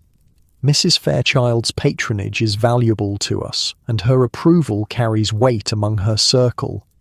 After she walks away, you allow yourself a small, private smile. These moments of recognition still feel miraculous, evidence of how far you've come from the invisible boarding house assistant of last year. That evening, as you leave the shop, a familiar figure waits across the street. Mr. Patterson, now a qualified junior clerk at a respectable law firm. Your relationship has evolved into something neither of you quite define. Not courtship exactly, but more than mere acquaintance. Once a month or so, he appears like this, suggesting a walk through a nearby park or, on special occasions, tea at a modest but respectable establishment. You discuss books, ideas, sometimes the cases he's working on or the designs you're creating. He lends you volumes from his own small library, philosophy, poetry, increasingly radical political texts that would shock your mother. "Miss Harrington," he greets you, tipping his hat. "I thought I might find you here." "Mr. Patterson," you reply, unable to suppress a smile. What a coincidence. The formality of your address has become something of a private joke between you, necessary in public for propriety's sake, but amusingly stiff given the topics you've discussed. "I wondered if you might be free for a walk," he says, falling into step beside you. "The weather is surprisingly clement for March." "I'd like that," you reply. As you stroll toward the small square where you often take your conversations, he asks about your work, listening with genuine interest to your description of the new spring styles and Mrs. Fairchild's special request. "Your reputation grows," he observes. "Soon you'll be London's most sought-after milliner." You laugh. "Hardly, though I have been given more responsibility lately." "And deservedly so, I'm sure." He hesitates, then adds, "Actually, I had a particular reason for seeking you out today. I've been offered a position at a firm in Manchester." Your steps falter slightly. "Manchester? That's quite far." "Indeed, it's a good opportunity. Better pay, more interesting cases. The firm specialises in industrial disputes, which aligns with my interests." "When would you leave?" you ask, trying to keep your voice neutral. End of the month. The timing is somewhat precipitous, but such opportunities don't arise often for junior clerks. You nod, unsure how to respond. Mr. Patterson has become a fixture in your new life, a connection to intellectual ideas beyond the millinery shop, a reminder that you exist as more than just a worker. His departure will leave a gap. I wanted to ask, he continues, sounding uncharacteristically uncertain, if you might permit me to write to you from Manchester. The request catches you off guard. Letter writing suggests a level of intimacy beyond your current arrangement, yet the idea pleases you more than you expected. I think I would like that, you say carefully. He smiles, visibly relieved. Excellent. I valued our conversations greatly, Miss Harrington. I would hate to lose them entirely. As have I, Mr. Patterson. The walk continues, conversation shifting to safer topics, a new exhibition at the British Museum, the increasing omnibus routes throughout London, the unseasonable warmth, but underneath runs a current of something undefined, a recognition of something ending, and perhaps something else beginning. When you part ways an hour later, he takes your hand briefly, a liberty, but not a shocking one between friends of long acquaintance. Until next time, Miss Harrington. Safe travels, Mr. Patterson. I shall look forward to your letters. Victorian social norms were a wild mess of contradictions, public hand-holding between unmarried men and women, scandalous but exchanging intensely personal letters, totally fine as long as you addressed each other formally. Chaperoned courtship with careful distance, required lending a woman radical feminist literature, no problem apparently. Looking back now, it's no wonder nobody could keep track of all the rules. Back at your lodgings, you find Jane poring over a newspaper, her face alight with excitement. Have you seen this? She asks as soon as you enter, gesturing to the paper. The First Women's Suffrage Committee has formed. They're petitioning Parliament for voting rights. You scan the small article, tucked away on the third page. Do they have any chance of success? Not immediately, Jane admits, but it's a beginning. 10 years ago, no one would have dared form such a committee publicly. Though the suffrage movement had been brewing since the 1850s, it was picking up serious momentum by the mid-1860s. The problem wasn't just that women couldn't vote, they were legally classified with lunatics, idiots and criminals as people unfit to participate in democracy. Can't imagine why that might have rubbed some women the wrong way. Emma, now the only one of your original housemates still sharing your lodgings, looks up from her sewing. Politics, she sighs, I still don't see how any of it affects us. Whether men or women make the laws, we'll still work 12 hours a day for pitiful wages. That's precisely why it matters, Jane counters. With the vote comes power to change those conditions. These discussions have become regular features of your household. Jane's political involvement has deepened over the past year. She now serves as secretary to a women's trade association and attends lectures by prominent feminist thinkers whenever her limited free time allows. You find yourself increasingly drawn to these ideas, though more cautiously than Jane. Your position at the millinery shop is too precious to risk with radical associations, yet the arguments for women's greater participation in public life resonate deeply with your daily experiences. A letter came for you, Emma says, changing the subject. She hands you an envelope addressed in a now familiar hand, Sarah's careful script. You open it eagerly. Sarah's letters from Sussex have become monthly fixtures, chronicling her life in the small village where she now teaches at the local school. Dear friends, you read aloud for all to benefit. The spring has arrived early here, with daffodils already appearing in the cottage garden. My health continues to improve. Dr. Miller says my lungs sound clearer each month, and I haven't had a serious coughing episode in nearly 6 weeks. The letter continues with news of her pupils, the local vicar's new wife, the piecework that supplements her meagre teaching income. Her words paint a picture of a life different from but no less meaningful than yours in London. Quieter, perhaps, but with its own satisfactions. She sounds content, Emma observes when you finish reading. I never thought our Sarah would adapt to country life. Necessity makes adaptable creatures of us all, Jane says, but without bitterness. At least she's regaining her health. You fold the letter carefully, thinking of Sarah's journey from desperately ill shop girl to rural schoolteacher, another path none of you had imagined a year ago. The next day at the shop, you're sketching design options for Mrs. Fairchild when Miss Beaumont approaches, accompanied by a slight young woman you don't recognise. Miss Harrington, this is Miss Clark. She's joining us as an apprentice and will be working under your supervision. You set aside your sketches, studying the new girl. She can't be more than 16, with the wide-eyed look of someone fresh from the countryside. Her dress is neat, but clearly homemade, her hands already showing signs of household labour. Welcome to Beaumont Millinery, Miss Clark, you say, remembering your own first day with painful clarity. Have you worked with a needle before? Yes, miss, she replies, her accent marking her as from somewhere in the north. I did all the sewing for my family back home. 6 younger siblings, miss. That's excellent experience, you tell her, gesturing for her to sit at the workstation adjacent to yours. We'll start with basic stitches to ensure your technique meets our standards. As you guide Miss Clark through her first tasks, you find yourself repeating phrases you once heard from Mrs. Carter and Miss Pierce, correcting her posture, demonstrating the proper tension for different fabrics, explaining the shop's standards and hierarchies. When did you become the experienced one, the authority? The transformation has been so gradual you hardly noticed it happening, but here you are, teaching rather than learning, guiding rather than following. There's power in this role, you realise, not just over Miss Clark's immediate tasks, but over how she experiences her entry into this world. You can make it as harsh or as supportive as you choose. That's well done, you tell her when she completes her first sample stitches. You have a natural steadiness to your hand. Now try this finer silk. It requires a lighter touch.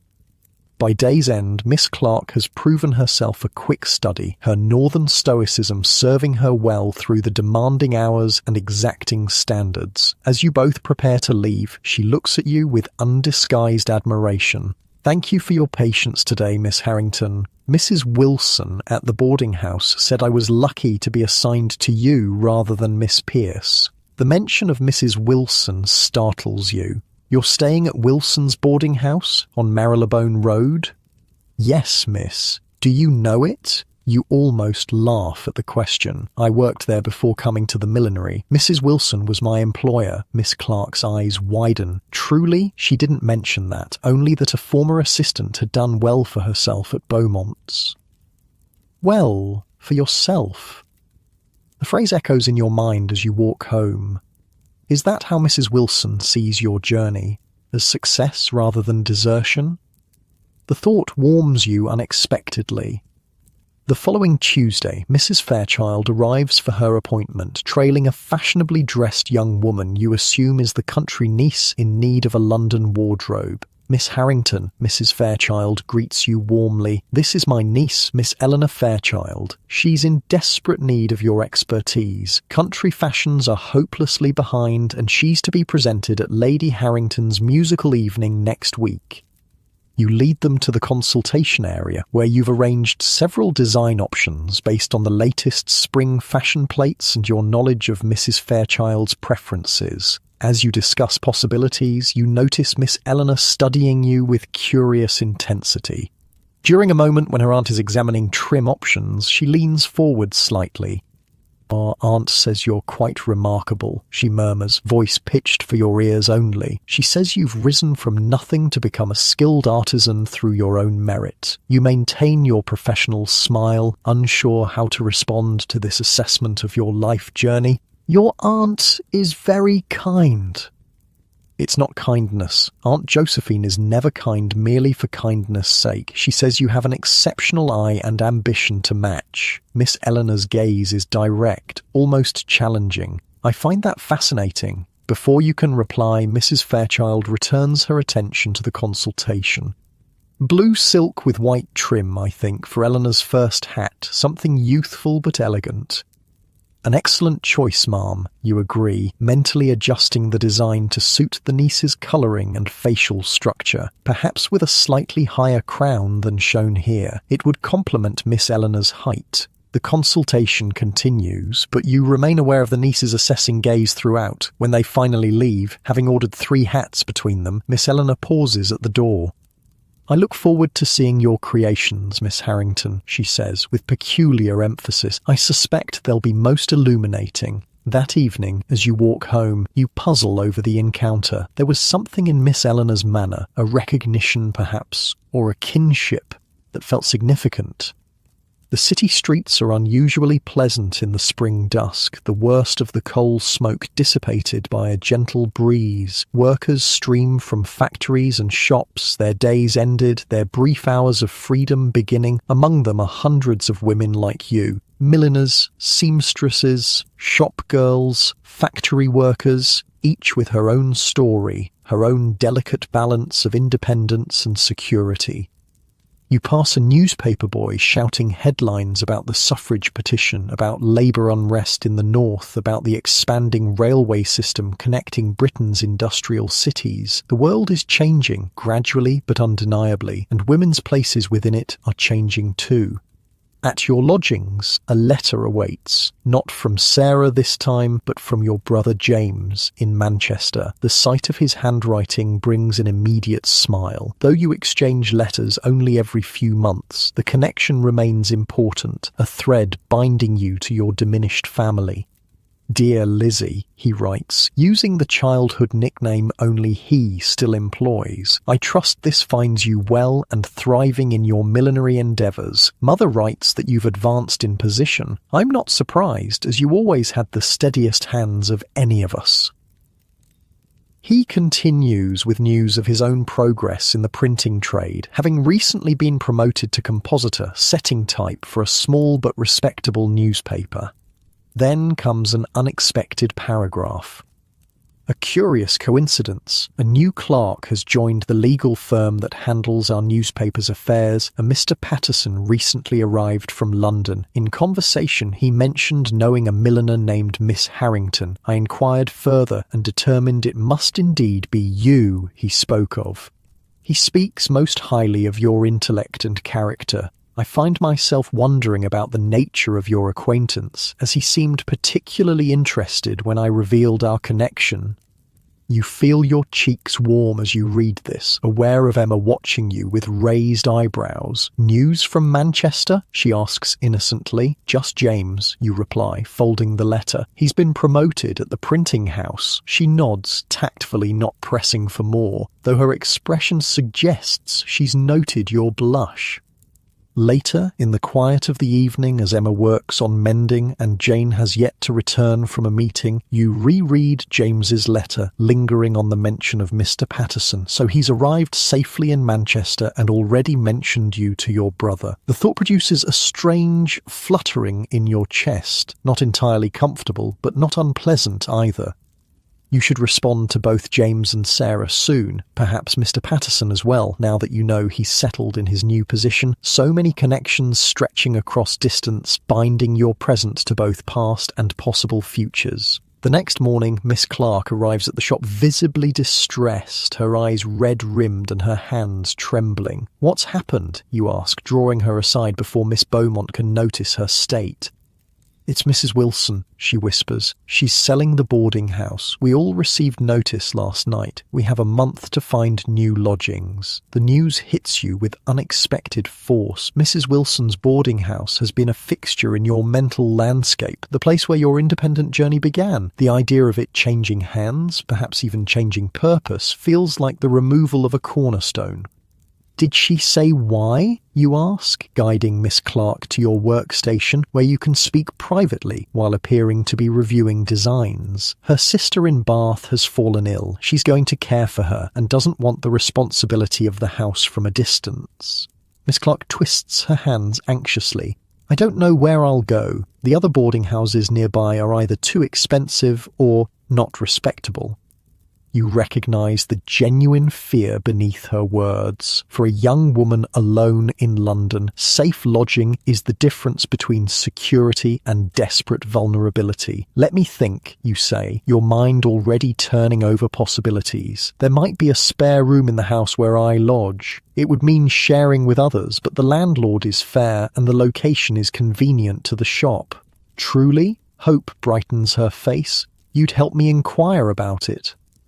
Of course, you assure her, surprising yourself with how automatically the offer comes. A year ago, you were the one in desperate need of guidance. Now you're in a position to extend that same lifeline to another. The wheel turns, you think, each of us moving from helplessness to capability, if we're fortunate, from receiving to giving, from isolation to community. That night, you write 3 letters to Sarah in Sussex, to James in Manchester, and after some hesitation to Mr. Patterson. Each represents a different facet of your expanding world, a different possible path extending from your present circumstances. To Sarah, you send news of the shop, of Jane's political activities, of the suffrage committee's formation. To James, you express pride in his promotion and casually inquire after his impression of Mr. Patterson. And to Mr. Patterson himself, you write a carefully worded letter that maintains propriety while expressing genuine interest in his new position and life in Manchester. As you seal the envelopes, you think about the woman you were a year ago, terrified but determined, stepping into an unknown future. That future has become your present, with its own challenges and satisfactions. Not the life your mother envisioned for you, certainly. Not the conventional path of marriage and domestic duties. Not even the desperate subsistence many predicted for surplus women, unable to secure husbands. Instead, you've found something else, a life built on skill and community, on meaningful work and chosen connections, a life that belongs wholly to you. Outside, London continues its ceaseless motion, carriages and carts, factories and shops, millions of lives intersecting in the vast, grimy, vibrant metropolis. Among them, thousands of women like you are creating new patterns of existence, finding ways to thrive in the narrow spaces society allots them. You are a Victorian spinster, unmarried at 26, supporting yourself through skilled labour, living independently among other women. Society may still view this as failure or misfortune, but as you prepare for bed in your small but private corner of a shared room, surrounded by books and letters and evidence of growing connections, you know better. This is not the absence of a life. This is the presence of one you've built with your own hands, stitch by careful stitch. Autumn arrives again, painting London in russets and golds before the inevitable descent into the grey fog of winter. You've been at Beaumont Millinery for 18 months now, a lifetime in the constantly shifting landscape of your 20s. Miss Clark has settled into the rhythm of the shop, her northern practicality serving her well through the demanding apprenticeship. Thanks to your recommendation, she now shares lodgings with you and Emma, taking the room Jane vacated when she moved to larger quarters near the offices of the Women's Suffrage Committee, where she now works as a paid secretary. Your own position has solidified. You're now a full milliner, no longer junior, with authority to design and execute orders for all but the most prestigious customers. Your wages have reached 4 shillings per week, still meagre by many standards, but a small fortune compared to where you began. Most surprisingly, Mrs. Carter has taken to inviting you to accompany her on fabric buying expeditions. These trips to the wholesale merchants are educational in ways you never anticipated, not just about materials and prices, but about the business itself. Mrs. Carter seems increasingly willing to share her knowledge of suppliers, negotiations, and the financial aspects of millinery that Miss Beaumont keeps closely guarded. Always verify the quality yourself, she tells you as you examine a bolt of silk ribbon. Merchants will swear it's the finest French import when it's actually made in Spitalfields. Not that English silk can't be excellent, it often is, but you should pay English prices for it, not French. You nod, absorbing this like all her lessons. How do you tell the difference? Look at the weave here. See how it catches the light? French silk has a particular sheen, and the selvage, the French mark it differently. Little things, but they matter when you're paying by the yard. The trip yields not just materials for the shop, but another piece in your growing understanding of how the business operates. Each such expedition feels like being handed a key to a locked room, revealing more of the mechanisms behind the elegant hats that grace London's fashionable heads. Back at the shop, a letter awaits, the familiar Manchester postmark that still quickens your pulse slightly. Mr. Patterson's correspondence has become a regular feature of your life, arriving every 2 weeks with reassuring consistency. His letters have evolved over the months, from rather formal accounts of his new position to more personal reflections on his life in Manchester, the cases he's working on, and increasingly his thoughts on a range of topics, from the latest scientific discoveries to the growing movement for women's suffrage. You tuck the letter into your pocket for later, but the awareness of it lingers as you return to your workstation. There, Miss Beaumont has left a note requesting your presence in her office at the end of the day. Such summonses are rare and usually significant, leaving you to wonder what might prompt it as you complete your day's work. When the shop closes and the other women depart, you knock on Miss Beaumont's office door with a mixture of curiosity and apprehension. "Enter," she calls, and you find her seated at her desk, reviewing accounts with her usual precision. "You wanted to see me, Miss Beaumont?" "Yes, Miss Harrington. Please sit." She gestures to the chair opposite her desk. "I'll come directly to the point. Mrs. Carter has informed me of her intention to retire next spring." The news startles you. Mrs. Carter, with her steady hands and encyclopedic knowledge of millinery techniques, has seemed as permanent a fixture of the shop as the wooden counter or the brass bell above the door. "I wasn't aware she was considering retirement," you manage.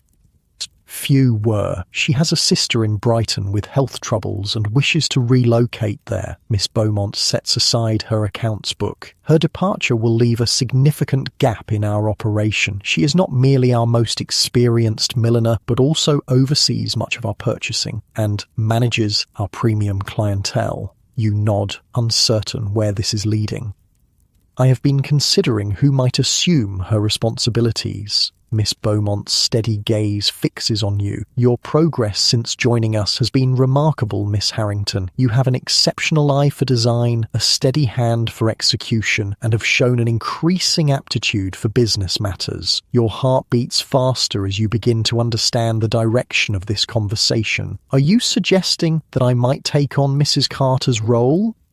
Perhaps not all aspects immediately, but yes, with appropriate mentoring over the next 6 months, I believe you could assume most of her duties. The offer is more than you ever imagined possible when you first entered the shop as a nervous apprentice. To become the shop's senior milliner at 26, a position typically held by women a decade older with far more experience. "I'm honoured by your confidence," you say carefully, "and very interested in the opportunity."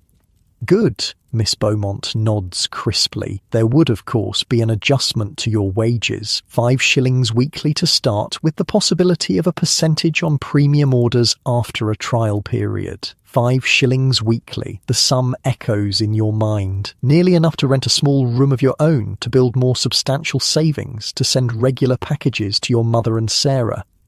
The arrangement would begin in January, allowing you to work closely with Mrs. Carter during her final months. She has specifically recommended you for the position, which weighed significantly in my decision. I'm grateful to Mrs. Carter for her confidence. You say, genuinely touched by the older woman's support, and to you for this opportunity. I won't disappoint either of you. See that you don't. But there's a warmth in Miss Beaumont's typically stern expression. That will be all, Miss Harrington. We'll discuss the specifics further as the time approaches. You leave the office in a daze, the magnitude of what's just happened sinking in gradually as you gather your things to depart. Not just a significant promotion, but an acknowledgement of your value, your skill, your potential. The letter in your pocket seems to burn with new significance as you step into the autumn evening. Mr. Patterson's words from his last correspondence echo in your mind. I increasingly believe that our generation stands at a threshold. The old certainties are giving way, and with them, perhaps some of the old limitations as well. You read his new letter by candlelight that night after sharing your news with Emma and Miss Clark. Their genuine excitement, Emma's exuberant embrace, Miss Clark's wide-eyed admiration has left you buoyant, almost weightless with possibility. Mr. Patterson's words seem to continue the conversation, though he knows nothing yet of your promotion. The case I mentioned previously has concluded with a satisfactory outcome, he writes. The mill owner was required to install proper ventilation systems, and the workers received modest compensation for their illnesses. A small victory, perhaps, in the larger scheme, but meaningful for the families involved. It makes me consider how change happens, rarely in grand, sweeping gestures, but in these smaller adjustments, these individual assertions of right against wrong. Perhaps all progress is ultimately the cumulative effect of such moments. I find myself thinking of our conversations in London increasingly often. Your perspective on these matters was always refreshingly direct, unclouded by the theoretical abstractions that sometimes obscure practical realities. I miss that clarity of vision. I miss, in truth, many things about our exchanges. The letter continues with news of Manchester, observations on the changing autumn landscape, a mention of a meeting with your brother James, but it's the closing paragraph that captures your fullest attention. I will be in London for 3 days next month on firm business. I wonder if you might consider meeting me for tea, or perhaps a visit to the new exhibition at the British Museum. I find myself most eager to resume our conversations in person if such an arrangement would be agreeable to you. The candlelight flickers as you reread these lines, trying to discern their precise meaning. Is this merely the continuation of your established friendship, or something more? The careful phrasing gives little away, properly circumspect as all communication between unmarried men and women must be. Yet there's a warmth to the words, a personal quality that seems to extend beyond intellectual companionship. Or perhaps you're simply reading into it what part of you wishes to find. The question unsettles you more than you'd expected. For nearly 2 years, you've been building a life centered on independence and professional growth. The possibility of a different path, one that might include companionship of a more personal nature, hasn't figured in your calculations. Victorian museums were secretly incredible dating spots. Everyone thinks Victorians were uptight, but they figured out the loophole pretty quick. Educational institutions were considered totally proper places for unmarried people to hang out. So a museum date wasn't a date at all, just two people improving their minds while coincidentally standing very near each other. Clever, right? You set the letter aside, needing time to consider your response. Tomorrow you'll discuss it with Emma, whose practical wisdom has become increasingly valuable to you. For now, you simply allow yourself to appreciate that the choice exists at all, that your life contains options beyond mere survival. The following week brings another letter, this one from Sarah in Sussex. Her health has continued to improve in the country air, and her position at the village school has evolved from temporary assistance to permanent employment. The local vicar, impressed with her gentle manner and dedication, has recommended her for training at a proper teaching college in Brighton. Can you imagine, she writes, her joy evident even on paper. Me, with a teaching certificate, the fees are considerable, but the vicar believes a scholarship might be arranged, given my experience with the village children. If successful, I could secure a position at a proper girls' school with decent wages and respectable quarters. You find yourself smiling as you read, genuinely pleased for Sarah's unexpected opportunity. None of you could have foreseen when she left London desperately ill that she would find not just health but a vocation in Sussex. The wheel turns, you think again. Paths diverge and converge in patterns we can't anticipate. Your own path takes an unexpected turn the following day when Mrs. Fairchild visits the shop, accompanied again by her niece, Miss Eleanor. They're seeking accessories for the winter social season, and Miss Beaumont assigns you to assist them directly, an acknowledgement of your imminent elevation in the shop's hierarchy. Miss Harrington, Mrs. Fairchild greets you warmly. Eleanor was most insistent we return to you for her winter requirements. She's been positively evangelical about the hat you designed for her last spring. You have an exceptional eye, Miss Eleanor says, studying you with that same direct gaze that caught your attention during their last visit. The blue hat with white trim has been much admired. Several of my friends have inquired about its creator. I'm gratified to hear it was satisfactory, you reply, professional pride warming your cheeks. What sort of piece did you have in mind for winter? As you consult with them on designs appropriate for the cold season, Miss Eleanor continues to observe you with particular interest. When her aunt becomes engrossed in examining trim options, she leans closer to speak privately. I understand you're to be promoted to senior milliner, she says, surprising you with her knowledge of the shop's internal matters. Mrs. Carter mentioned it to my aunt. That's correct, you confirm, wondering where this is leading. Have you considered establishing your own business eventually? With your talent and my aunt's connections, you could do quite well. The question startles you. Your own business? The idea has flickered at the edges of your thoughts occasionally, but always as a distant, improbable future. I'm honoured by your confidence, you say carefully, but such an enterprise requires capital I don't possess. Capital can be arranged, she says with a casual assurance that speaks of her privileged upbringing. Investors can be found for promising ventures. Before you can respond, Mrs. Fairchild returns and the conversation shifts back to hat designs, but Miss Eleanor's words linger in your mind long after they've departed with orders for 3 new pieces, your own business, your own shop, your own name above the door. The thought both thrills and terrifies. That evening you stop by Jane's new lodgings, a small but private room near her office at the suffrage committee. The space reflects her evolving identity. Political pamphlets stacked neatly beside books on economics and history, a small desk covered in correspondence, a window overlooking a busier street than your own. 5 shillings weekly, she exclaims when you share your news, and senior milliner by spring. Elizabeth, that's tremendous. It feels unreal, you admit, accepting the cup of tea she offers. 2 years ago, I was serving breakfast at a boarding house, and now you're a skilled professional with career prospects. Jane's smile is both proud and slightly smug, as if your success validates her broader political beliefs about women's capabilities. This is precisely why education and employment opportunities are so crucial. Women can excel when given the chance. I had something else to discuss, actually, you say, steering the conversation toward your other news. I've had a letter from Mr. Patterson. He's visiting London next month and wishes to meet. Jane's eyebrows rise. Ah, and how do you feel about that? Conflicted, you admit.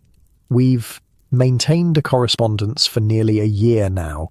His letters are thoughtful, engaging. He respects my opinions, shares his own without condescension, but you've built a life that doesn't depend on a man, Jane finishes for you, and you're wondering if pursuing a deeper connection might threaten that independence.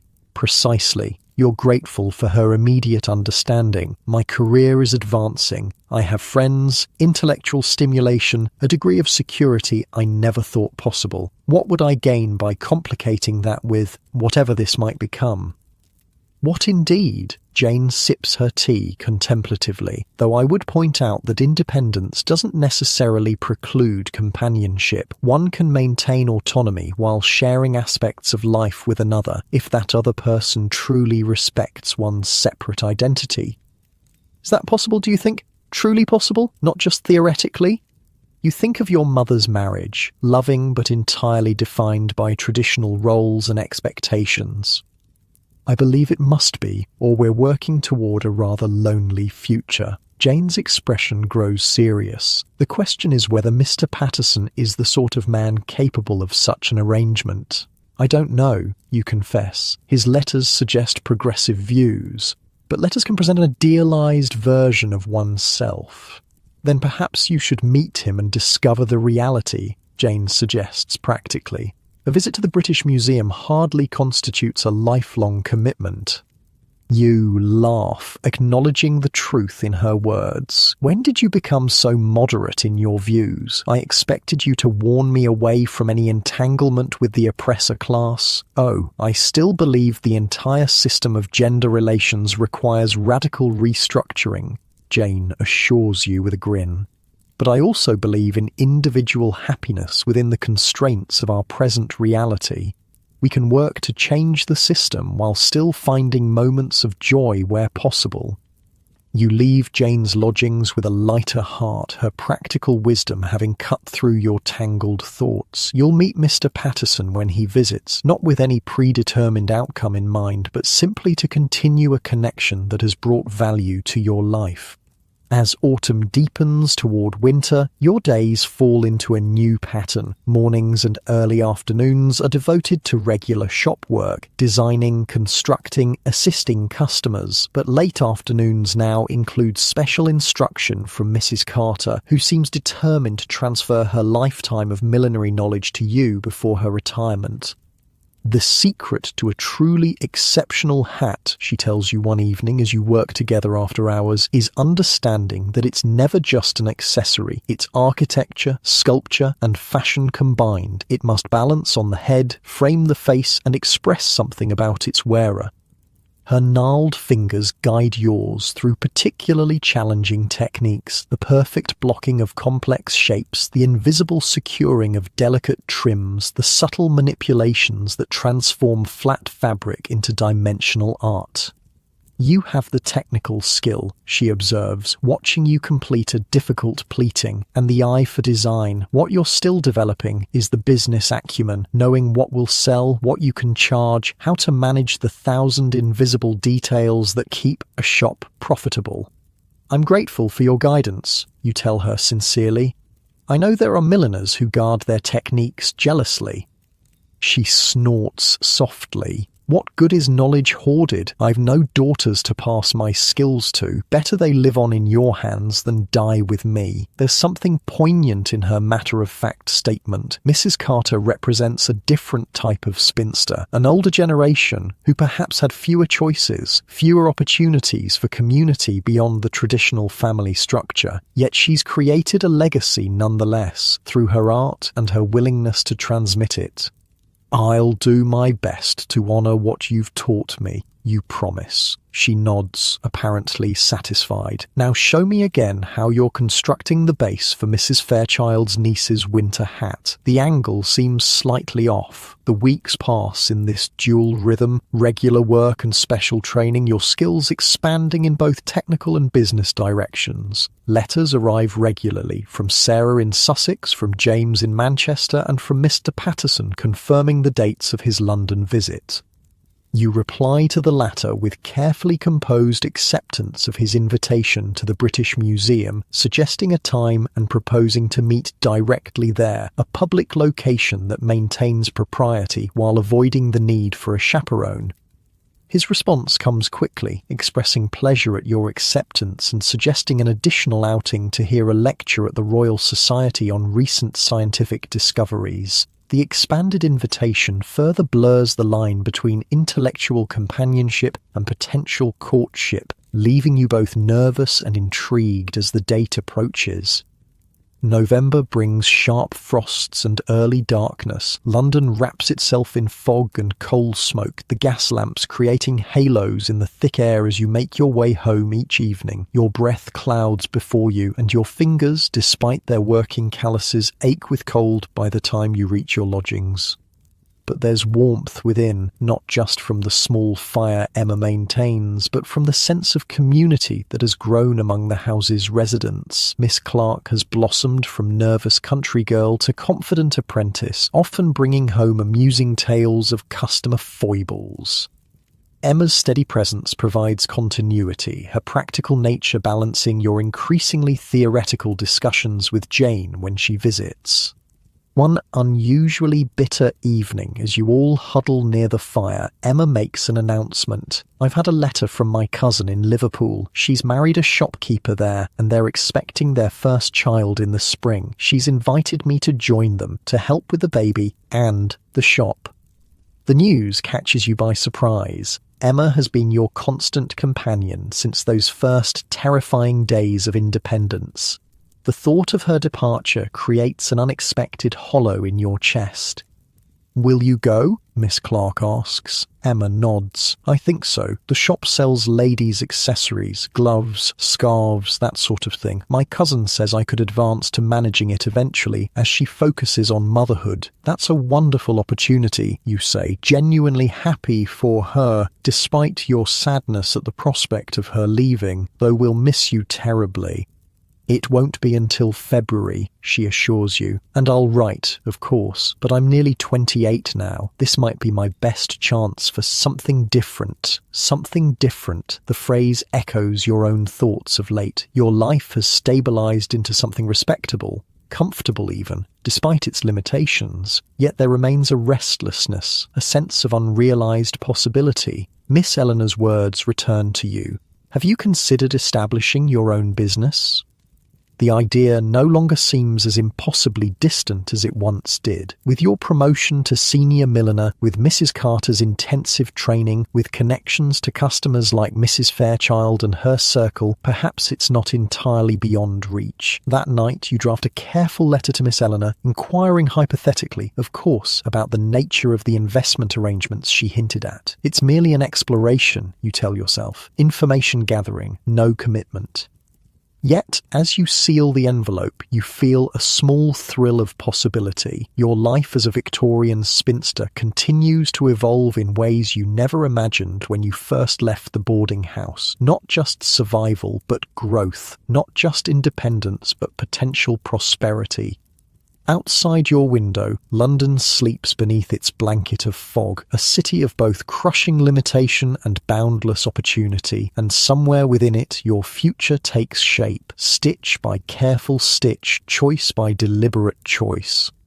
The British Museum looms before you, its grand columns stark against the December sky. You hesitate at the bottom of the steps, adjusting your gloves, your mother's gift, now slightly worn but still respectable. Your best dress, carefully refreshed with new trim and a cleaned collar, feels simultaneously too formal and not fine enough for this meeting that hovers in the uncertain territory between friendship and something more. You're early, deliberately so, to give yourself time to settle your nerves. The museum's great hall swallows visitors in its cavernous space, making even the well-dressed crowd seem small and temporary against the ancient artifacts surrounding them. Miss Harrington. The voice behind you is familiar from countless conversations in London parks and tea shops, yet somehow different after months of existing only as written words. You turn to find Mr. Patterson removing his hat, a smile warming his serious face. "You came?" he says, as if there had been real doubt. "I said I would," you reply, suddenly shy despite the months of correspondence between you. He looks much the same, tall, somewhat scholarly in appearance, with the slightly distracted air of someone whose mind frequently wanders to complex legal questions. Yet there's a new confidence in his bearing, perhaps the result of his success in Manchester. "Shall we?" He gestures toward the exhibition halls. "I believe the new Egyptian acquisitions are this way." The awkwardness of the first moments dissolves as you move through the galleries, the familiar rhythm of your conversations returning. He describes his work in Manchester, the mill owner's resistance to safety regulations, the slow progress of legal remedies, the satisfaction of occasional victories. You share updates on the millinery shop, your promotion, Mrs. Carter's mentorship. The stone gods and ancient treasures around you become background to this exchange of lives lived separately but still somehow connected. "I see my brother regularly," he mentions as you pause before a glass case of delicate golden jewellery. He speaks highly of you, says you've made quite an impression at the newspaper where he works. You laugh, startled. I've never even met your brother. No, but he knows you're the Miss Harrington I mention in my letters. Mr. Patterson studies the ancient necklace rather than meeting your eyes. I may speak of you, not infrequently. The admission hangs between you, significant but not yet demanding response. You move to the next display, giving yourself time to consider its implications. London seems unchanged, he observes, allowing the moment to pass. Though I find I see it differently now. Manchester has shifted my perspective. In what way, you ask, genuinely curious? The industrial north is less concerned with appearances, more direct in its conflicts. Class distinctions exist, certainly, but they're more openly acknowledged and contested. He gestures vaguely at the well-dressed museum patrons around you. London maintains its fictions more carefully. You think of Miss Beaumont's shop, with its careful hierarchies and unspoken rules, its deference to wealthy customers alongside the quiet pride in craftsmanship. Perhaps, though I've found there are spaces where those fictions matter less, where skill and work create their own kind of respect. Your millinery shop, and other places, the women's meetings Jane attends, even our shared lodgings, where background matters less than contribution. He nods thoughtfully. That's what I find so compelling about your letters. You observe the world as it is while imagining what it might become. The compliment warms you unexpectedly. After 2 hours that pass too quickly, you find yourselves in the museum's tea room, continuing the conversation over steaming cups and small cakes, an extravagance he insists upon. I've been corresponding with a colleague about partnership opportunities, he tells you, stirring his tea. There's a small but respectable firm in London specialising in labour disputes and women's legal matters, property rights, employment contracts, that sort of thing. They've expressed interest in my experience with the Manchester cases. You understand immediately. You're considering returning to London. I am. His eyes meet yours directly. There would be practical advantages. The London courts handle precedent-setting cases. The firm has connections to reform-minded MPs. A pause. And there are personal considerations as well. The implication is clear, though still carefully phrased. You look down at your tea, organising your thoughts. Mr. Patterson. James, he interrupts gently. After all this time, perhaps we might use our given names. At least in appropriate settings. The request represents a small but significant shift in your relationship, a move toward greater intimacy but still within the bounds of propriety. James, you concede, finding the name strange on your tongue after so many months of formal address. I value our friendship immensely. Your letters have been a source of intellectual stimulation and personal connection during a period of significant change in my life, as yours have been for me. His expression is earnest, attentive, but my circumstances remain complicated. I'm establishing myself professionally. I have responsibilities to others, my mother, my friends. Any deepening of our acquaintance would need to accommodate those realities. He nods, unsurprised by your caution. I would expect nothing less. I admire your independence, Elizabeth. I have no wish to diminish it. The use of your given name sends an unexpected shiver through you. How odd that such a small thing, the simple sound of your name in his voice, should affect you so strongly. Then we understand each other, you say, fighting to keep your voice steady. I believe we do. His smile returns. Now, will you join me for the lecture at the Royal Society tomorrow? The speaker is addressing recent astronomical discoveries that challenge our understanding of the universe's age. The shift to safer intellectual territory comes as a relief. I would enjoy that very much. As you part outside the museum, he takes your hand briefly, a liberty but a small one. Until tomorrow, Elizabeth. Until tomorrow, James. You walk home through the winter dusk, London's gas lamps creating pools of light in the gathering darkness. Your mind replays the conversation, examining it from all angles like a complex hat design. Not quite a declaration, not merely friendship, a possibility carefully presented for your consideration. The most surprising part is your own reaction, not the instinctive retreat you might have expected, but a cautious openness to the possibility he represents. Not a surrender of independence, but perhaps a different kind of partnership than the traditional marriage your mother still hopes for.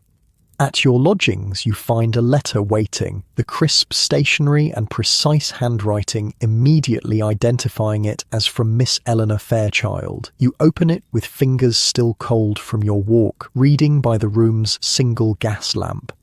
"Dear Miss Harrington," she writes, "I was most pleased to receive your inquiry regarding potential business arrangements. I believe a conversation on the matter would be more productive than correspondence. Might you be available to take tea at my aunt's home on Thursday next?" Mrs. Fairchild is eager to discuss certain ideas we have been considering regarding the millinery trade in London. The letter continues with practical details, address, time, assurances of discretion. You read it twice, noting its careful phrasing. This is not merely social courtesy. There is genuine business intent behind the invitation. Two paths potentially opening before you, one personal, one professional, both unexpected, both representing departures from what you had imagined for yourself as a Victorian spinster making your way alone. The following day brings your regular lessons with Mrs. Carter, who notices your slight distraction as you practice a particularly demanding trim technique. "Your mind is elsewhere today, Miss Harrington," she observes, not unkindly. "The silk is feeling your inattention." You flush, embarrassed at being caught daydreaming like an apprentice. "I apologize, Mrs. Carter. I have some decisions to consider." She studies you with shrewd eyes that have observed decades of women's lives. Business or personal? Both, actually, you admit, resuming your work with renewed focus. Potentially significant ones. She nods, unsurprised. You're at that age, young enough for change, established enough to have choices. A fortunate position, if sometimes an uncertain one. Did you face similar crossroads, you ask, curious about this woman who has shared her professional knowledge but little of her personal history? A slight smile touches her lips. Several, though with fewer options than you have now. Times have changed, even in my lifetime. May I ask, what guided your decisions? She considers the question as she adjusts a wire frame. I chose independence when it seemed most believed women incapable of it. It wasn't always easy, but I never regretted maintaining control of my own life. She passes you a length of ribbon. That said, independence doesn't necessarily mean solitude. There are many ways to build a life, Miss Harrington. The advice, though general, feels like permission to consider possibilities beyond the either-or of traditional marriage versus complete independence. That evening brings the Royal Society lecture, a fascinating discourse on celestial observations that challenges biblical timelines of creation. The content itself is stimulating, but equally engaging is the experience of sharing it with someone who finds the same ideas compelling. The implications are staggering, James comments as you walk afterward, the winter night clear enough to show a few stars despite London's ever-present smoke. If the universe is millions of years old rather than thousands, every assumption built on the shorter time frame must be reconsidered. Including assumptions about humanity's place within it, you add, thinking of the broader implications, about our purpose and meaning. Exactly. His glance is appreciative. Most people focus only on the theological controversy, but the philosophical questions are equally profound. The conversation continues through a light supper at a modest but respectable establishment near the Society's halls. You're conscious of the unusual nature of the outing, not quite proper for unmarried people without a chaperone, yet not entirely scandalous given its educational nature and the public setting. London's social rules have always contained these grey areas, these spaces where propriety bends without quite breaking, and increasingly women like you, educated, independent, neither girl nor married matron, occupy these ambiguous territories. "I should escort you home," James says as the evening grows late, "though I confess I'm reluctant to end our conversation. As am I, you admit, but I have an early morning at the shop tomorrow." The cab ride to your lodgings passes too quickly. At your door he takes your hand again, holding it a moment longer than strictly necessary. "I return to Manchester the day after tomorrow," he says, "but I hope to have news about the London position within a month. May I continue to write to you?" "I would be disappointed if you didn't," you reply honestly. "And if circumstances allow my return to London." You meet his gaze directly. "Then we might continue these conversations in person and see where they lead. It's neither promise nor rejection, simply acknowledgement of possibility." He seems to understand, nodding before releasing your hand. "Good night, Elizabeth. Good night, James." Inside, Emma waits up, eager for details about your evening. You share the basics, the lecture content, the dinner conversation, but keep the more personal aspects private, still processing them yourself. "He seems very intellectual," Emma observes, helping you unfasten your dress. Is that what appeals to you about him? You consider the question as you change into your nightclothes. Partly. He takes ideas seriously, including mine, but there's more to it. He's kind, observant. He sees the world clearly, but isn't hardened by its injustices. Emma smiles knowingly. Sounds like more than just an intellectual connection. You can't deny it, though you're not ready to define exactly what that more might be. Perhaps, but my life is complicated enough at present without adding further complications. Life is complications, Emma says with unexpected wisdom. The question is which ones are worth embracing. Thursday brings your appointment with Miss Eleanor and Mrs. Fairchild. You wear your best dress again, this time with the addition of a hat you designed yourself. Subtle, but demonstrating both technical skill and aesthetic judgment. If this is truly a business meeting, you want to display your qualifications literally from head to toe. The Fairchild residence in Belgravia speaks of old money and established position, a world removed from your lodgings on Greystone Lane. The butler who admits you eyes your modest attire with practiced neutrality before leading you to a sunlit drawing room where the two women await. "Miss Harrington," Mrs. Fairchild greets you warmly. "How delightful to see you outside the shop setting. Do sit down. Eleanor has been positively bursting to discuss her ideas with you." Tea is served, a formal affair with delicate cups and precisely cut sandwiches. You're grateful for your years of observing wealthy customers at the shop, which have taught you the subtle etiquette of these situations. Still, you're acutely aware of being an outsider in this world of inherited privilege and automatic authority. Once the servants withdraw, Miss Eleanor leans forward, her manner shifting from social politeness to business focus with surprising speed. "I'll come directly to the point, Miss Harrington. My aunt and I, along with several other women of our acquaintance, have been discussing the establishment of a new type of millinery enterprise in London, one catering specifically to progressive women who desire fashion that accommodates a more active lifestyle." You listen with growing interest as she outlines the concept, a shop specializing in hats and accessories designed for women engaged in activities traditionally considered masculine, riding, tennis, even cycling, which has become increasingly popular despite ongoing debate about its propriety for ladies. The current offerings are either excessively masculine, sacrificing all beauty for function, or remain impractically ornamental, Miss Eleanor explains. "We believe there's a market for designs that bridge this divide, stylish yet practical, feminine without being restrictive." An intriguing concept, you acknowledge. But how does this concern me specifically? Mrs. Fairchild sets down her teacup. We need a milliner with both technical expertise and creative vision to execute the designs, someone who understands both fashion and the practical needs of modern women. Someone like you, Miss Eleanor adds directly. The implication becomes clear as they continue. They're proposing to finance the establishment of a new shop, providing the capital, the connections, and the initial clientele, with you as the creative and operational director. You would have considerable autonomy in the designs and day-to-day management, Mrs. Fairchild explains, while we would maintain ownership interests proportionate to our investments. Think of it as a partnership, Miss Eleanor suggests, your skill and labour combined with our capital and connections.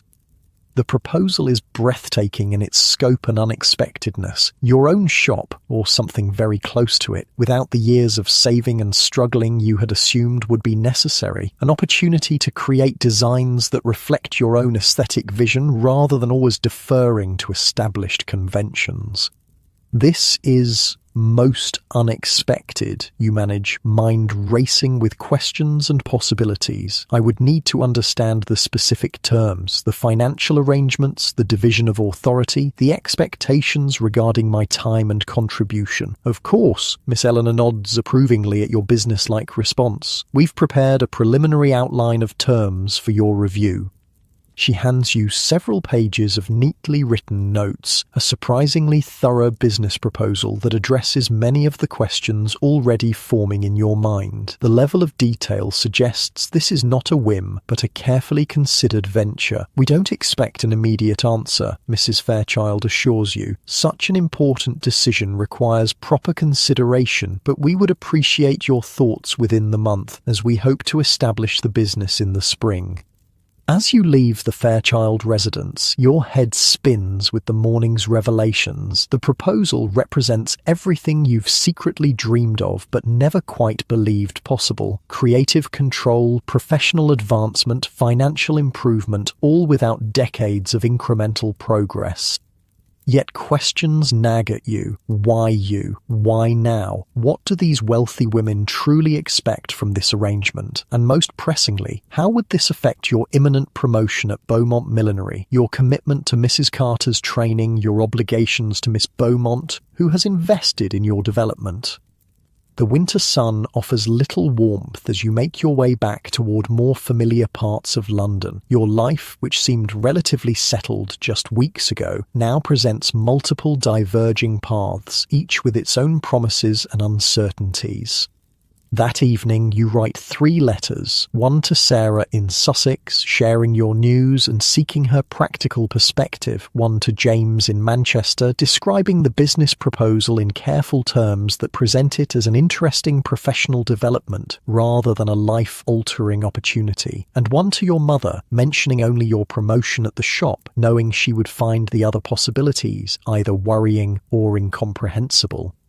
The act of writing helps clarify your thoughts. By articulating the situation to others, you begin to understand your own inclinations more clearly.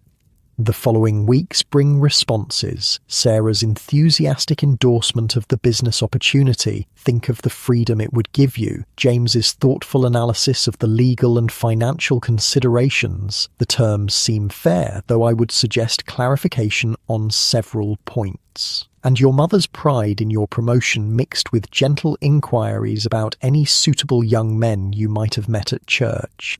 Christmas approaches, bringing a brief respite from work as the shop closes for 2 days. You use the rare free time to visit your mother, bringing small gifts purchased with your improved wages, a warm shawl, a tin of special tea, a book of devotional poetry she had admired in a shop window. You're looking well, she tells you, studying your face with a mother's attentiveness. There's a confidence about you that's new.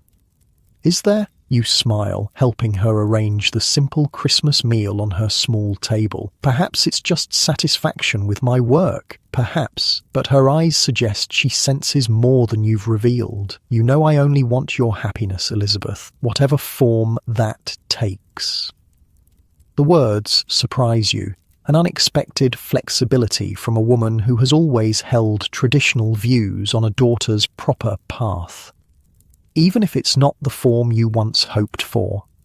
She sighs, patting your hand. I've lived long enough to see that there are many ways to build a worthy life. Your father and I had a good marriage, but it wasn't the only possible happiness. She glances around her modest room, clean but spare, a widow's reduced circumstances. And marriage brings no guarantees of security, as my situation proves. This glimpse of your mother as a woman with her own reflections and reconsiderations, not merely a voice of conventional expectations, feels like a gift more precious than any you brought in your basket. You return to your lodgings that evening to find Emma and Miss Clark decorating the small room with holly branches and paper chains, their faces alight with the simple pleasure of making their humble space festive.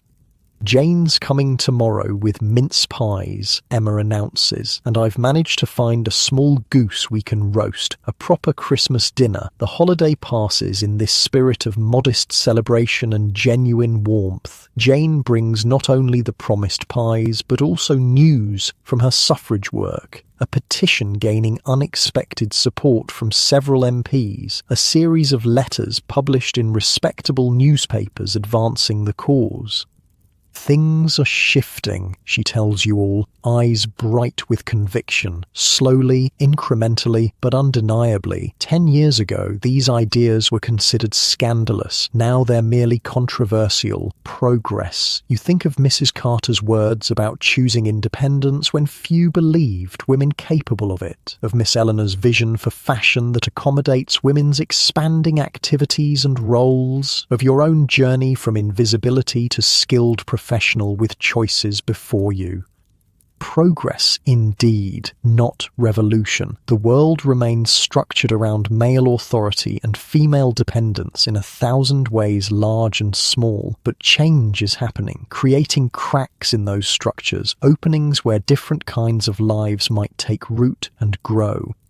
As the new year dawns, 1864, full of unknowns, you find yourself standing at one of those openings, peering through to possibilities your mother's generation could scarcely have imagined. Not just survival as a spinster, but potential prosperity. Not just acceptance of singlehood as misfortune, but embracing it as opportunity. The wheel turns, and with each rotation, the landscape changes, revealing new horizons for those with the courage to seek them.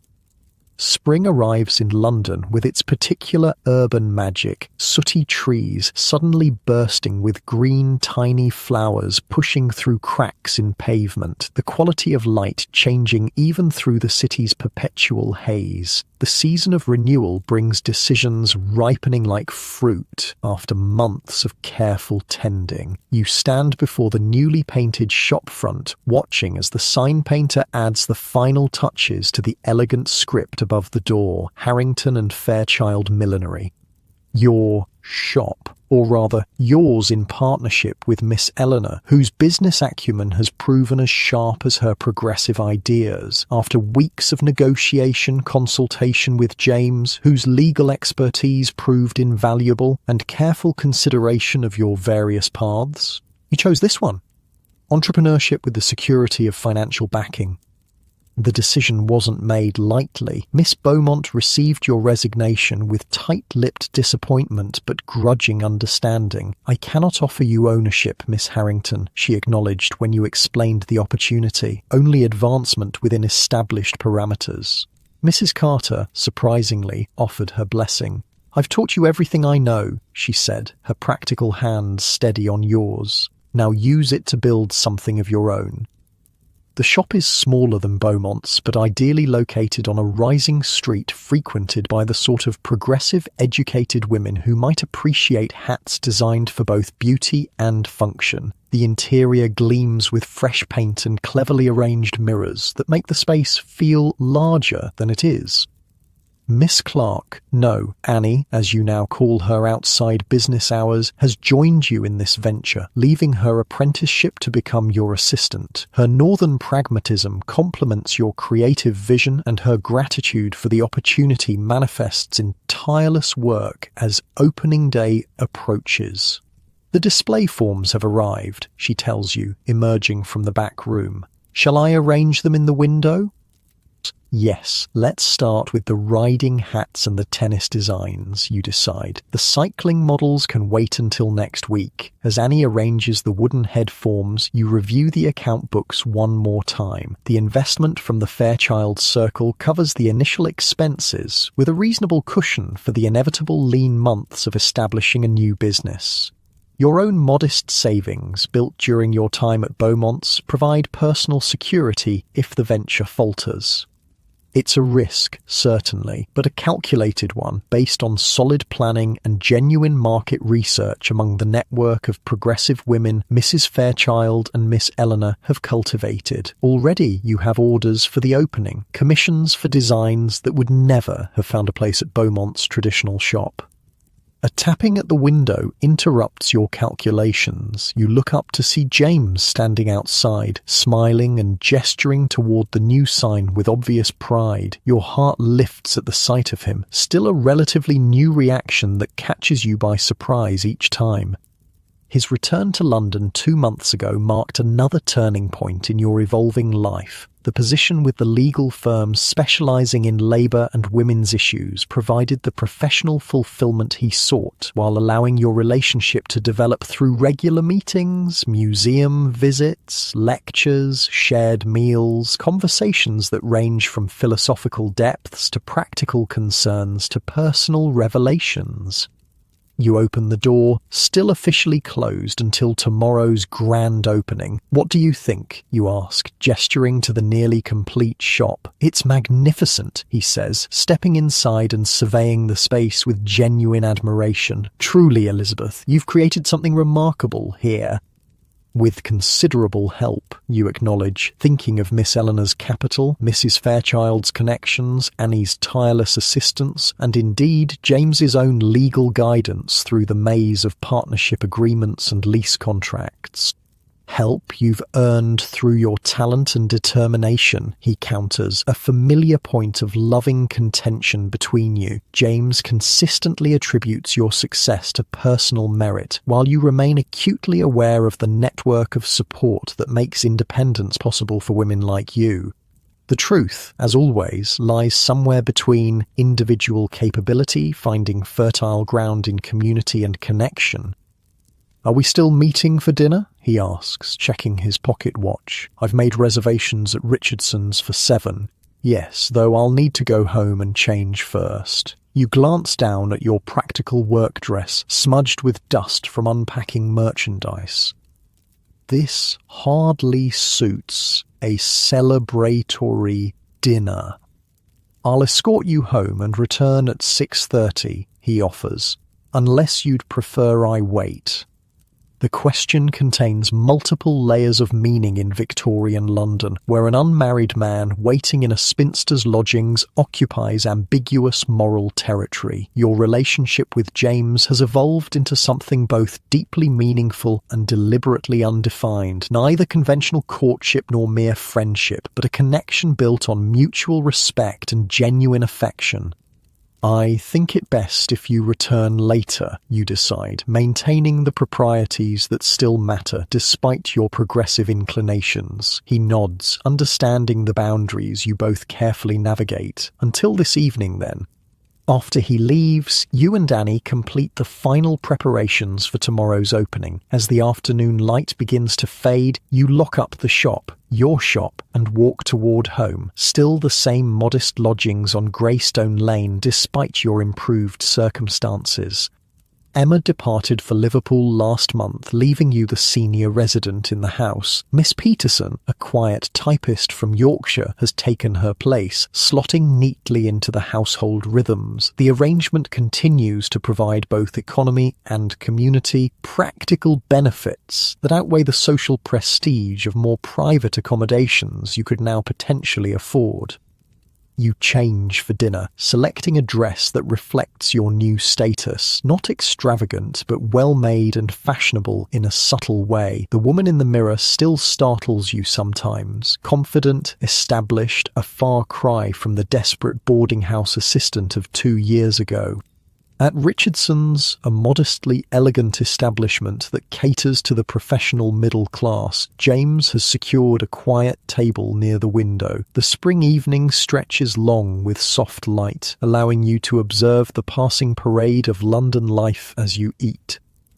"To new beginnings," James offers, raising his glass in a toast. "New beginnings," you echo, touching your glass to his. The conversation flows easily between practical matters, final preparations for tomorrow's opening, his recent case representing female textile workers seeking fair compensation, and more personal reflections. "I had a letter from Sarah yesterday," you tell him as you finish your meal. "The teaching college has offered her a permanent position upon completion of her certificate. She'll be instructing future governesses in natural sciences." "Remarkable," James says, genuine pleasure warming his voice. "From shop girl to professor in 2 years, though I'm hardly surprised given the company she keeps." His eyes twinkle with the compliment. "The world is changing," you observe, watching a woman cycle past the restaurant window. A sight that would have scandalized society a decade earlier, but now merely raises eyebrows. Slowly, unevenly, but changing nonetheless. "Indeed," he hesitates, then adds, "which brings me to something I've been wanting to discuss with you." Your pulse quickens at his serious tone. Over the past months, your relationship has existed in a comfortable state of undefined potential. Close, affectionate, intellectually stimulating, but without formal declarations or commitments. "I've been offered a position as junior partner," he continues, "earlier than expected, largely due to the success of the textile workers case."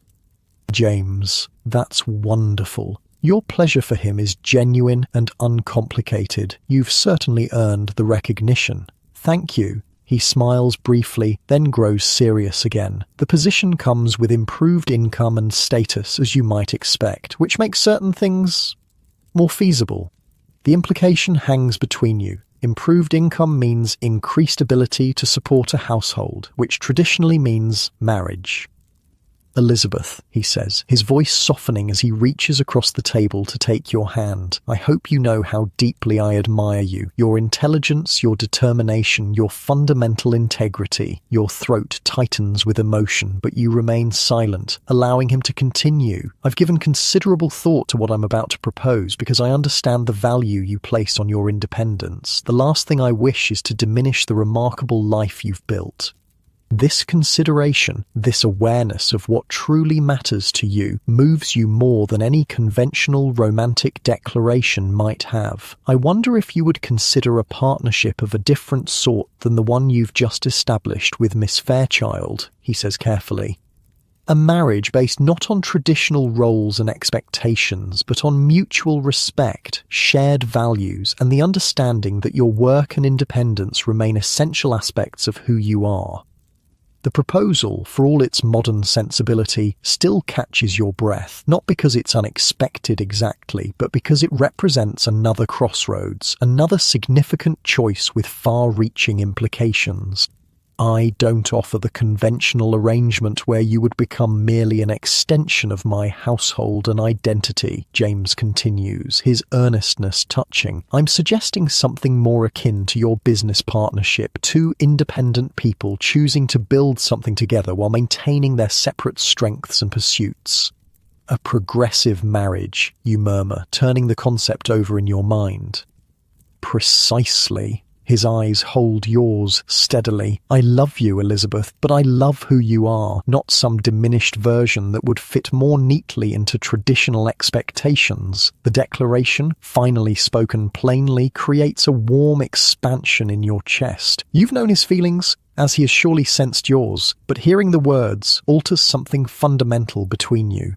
"I don't expect an immediate answer," he adds. "Such an important decision deserves proper consideration." You squeeze his hand, grateful for this understanding. I need time to think, yes, but James, I do love you too. That much I can say with certainty. The relief and joy that transforms his face is its own kind of answer, though not the final one. You both recognize that what you're considering is more complex than a traditional engagement. It's an attempt to create something new within the constraints of Victorian society, a relationship that honors both connection and independence. The spring evening wraps around you both as you walk back to your lodgings, discussing practicalities and possibilities with the same blend of idealism and clear-eyed assessment that characterizes all your conversations. No definitive decision is reached, but a path forward begins to materialize, a potential future neither of you could have imagined when you first met at Mrs. Wilson's boarding house. Sleep comes slowly that night, your mind too full of tomorrow's shop opening and James's proposal. When you finally drift off, your dreams are a kaleidoscope of hats and wedding rings, account books and household ledgers, all swirling together in patterns that somehow make perfect sense within the logic of sleep. Morning arrives with weak sunshine and the flutter of nervous excitement in your stomach. Opening day, the culmination of weeks of preparation, months of planning and years of developing the skills that make it possible. You dress with special care, selecting a gown that projects both professionalism and fashion awareness. On your head, naturally, is one of your own designs, a modestly elegant hat that demonstrates your philosophy of combining beauty with practicality. At the shop, Annie has already arrived, arranging fresh flowers in small vases throughout the space. Mrs. Fairchild and Miss Eleanor appear shortly after, bringing a journalist from the Ladies' Monthly Review who wishes to write about the innovative concept behind the business. A millinery specifically designed for the modern woman's active lifestyle, the journalist notes, scribbling in her notebook as you explain the philosophy behind your designs, addressing a genuine need in the market. Most interesting. By 10 o'clock, when you officially open the doors, a small crowd has gathered, friends, supporters, and curious potential customers drawn by the discreet announcements placed in selected publications and shared through Mrs. Fairchild's extensive social network.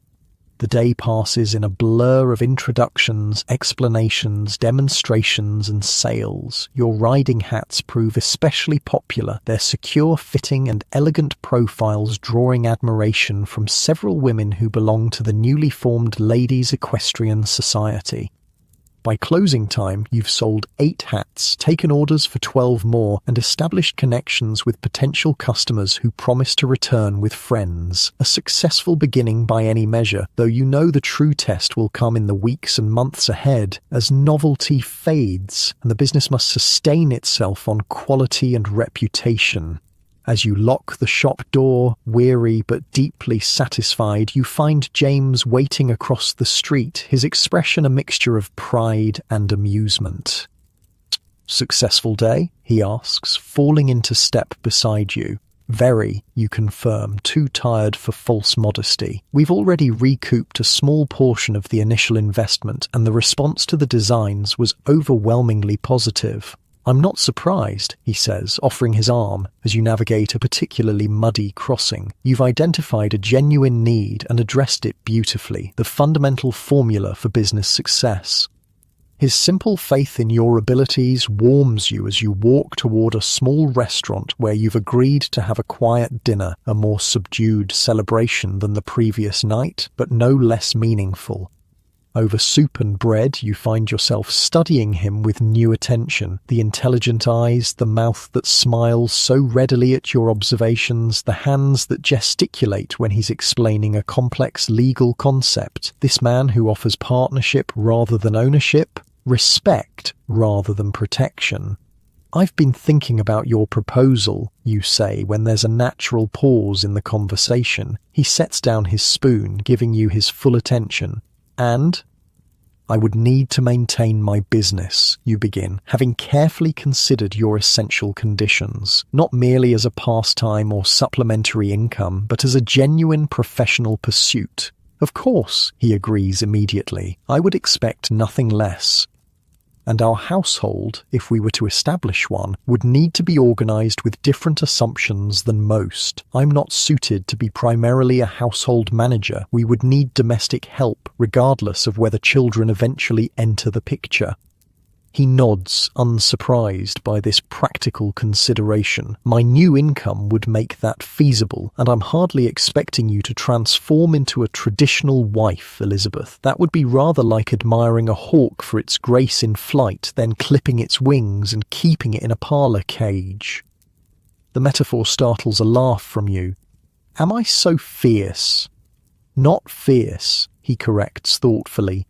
Independent. Meant for open sky. Something settles in your chest at his words, the final resolution of a question you've been weighing since his proposal. This man sees you truly, values what others might consider inconvenient or inappropriate in a wife, and offers partnership that would expand rather than contract your world. Yes, you say simply. He blinks, momentarily confused by the abrupt response. Yes to your proposal, to marriage on the terms we've discussed. You smile at his expression of dawning joy, though I'll need several months to establish the business properly before taking on additional life changes. I would wait years, if necessary, he assures you, reaching across the table to take your hand, though I admit I'm selfishly pleased it won't be quite so long. The future unfolds before you like a map with multiple promising routes, your business growing and evolving to serve the changing needs of women like yourself, your relationship with James, a new model of marriage based on mutual respect and shared purpose, your connections to friends scattered across England, each building her own version of a meaningful life. None of it's certain, all of it requiring continued effort and adaptation, but so much more than you could have imagined when you first earned the title of Spinster at 25. Later, as you prepare for bed in your modest room at Greystone Lane, a room you'll eventually leave for a shared home with James, though you've already discussed maintaining a separate workspace for your design work, you reflect on the journey that brought you here. From the boarding house to Beaumont's shop, from desperate independence to chosen partnership, from social invisibility to professional recognition, each step building on the last, each decision opening new possibilities rather than closing them.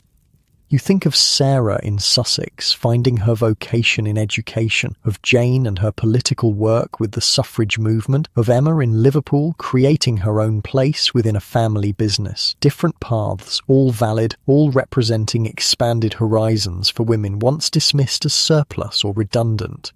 Outside your window, London settles into its nighttime rhythms, carriages on cobblestones, distant factory whistles, the murmur of countless lives intersecting in the vast metropolis. Among them, thousands of women like you are writing new stories, finding new ways to exist with dignity and purpose in a world still shaped primarily by and for men. The wheel turns. And with each rotation, the possibilities expand, the definitions soften, the narratives evolve. You are still technically a spinster, unmarried at 27, but the word has lost its power to define or constrain you. It's merely a legal designation, not an identity or a limitation. Tomorrow will bring new challenges, the second day of business, decisions about designs and materials, negotiations with suppliers, all the mundane details that constitute a working life. Next month will bring further discussions with James about your future together, practical arrangements balanced with genuine affection. But tonight, in this moment between wakefulness and dreams, you simply acknowledge how far you've come. Not just survival, but flourishing. Not just independence, but meaningful connection. Not just work, but purpose. The story of Victorian spinsters isn't just about what was lost or denied, the traditional paths of marriage and motherhood that society deemed essential for female fulfillment. It's equally about what was found and created, new forms of community, new avenues for contribution, new definitions of womanhood itself.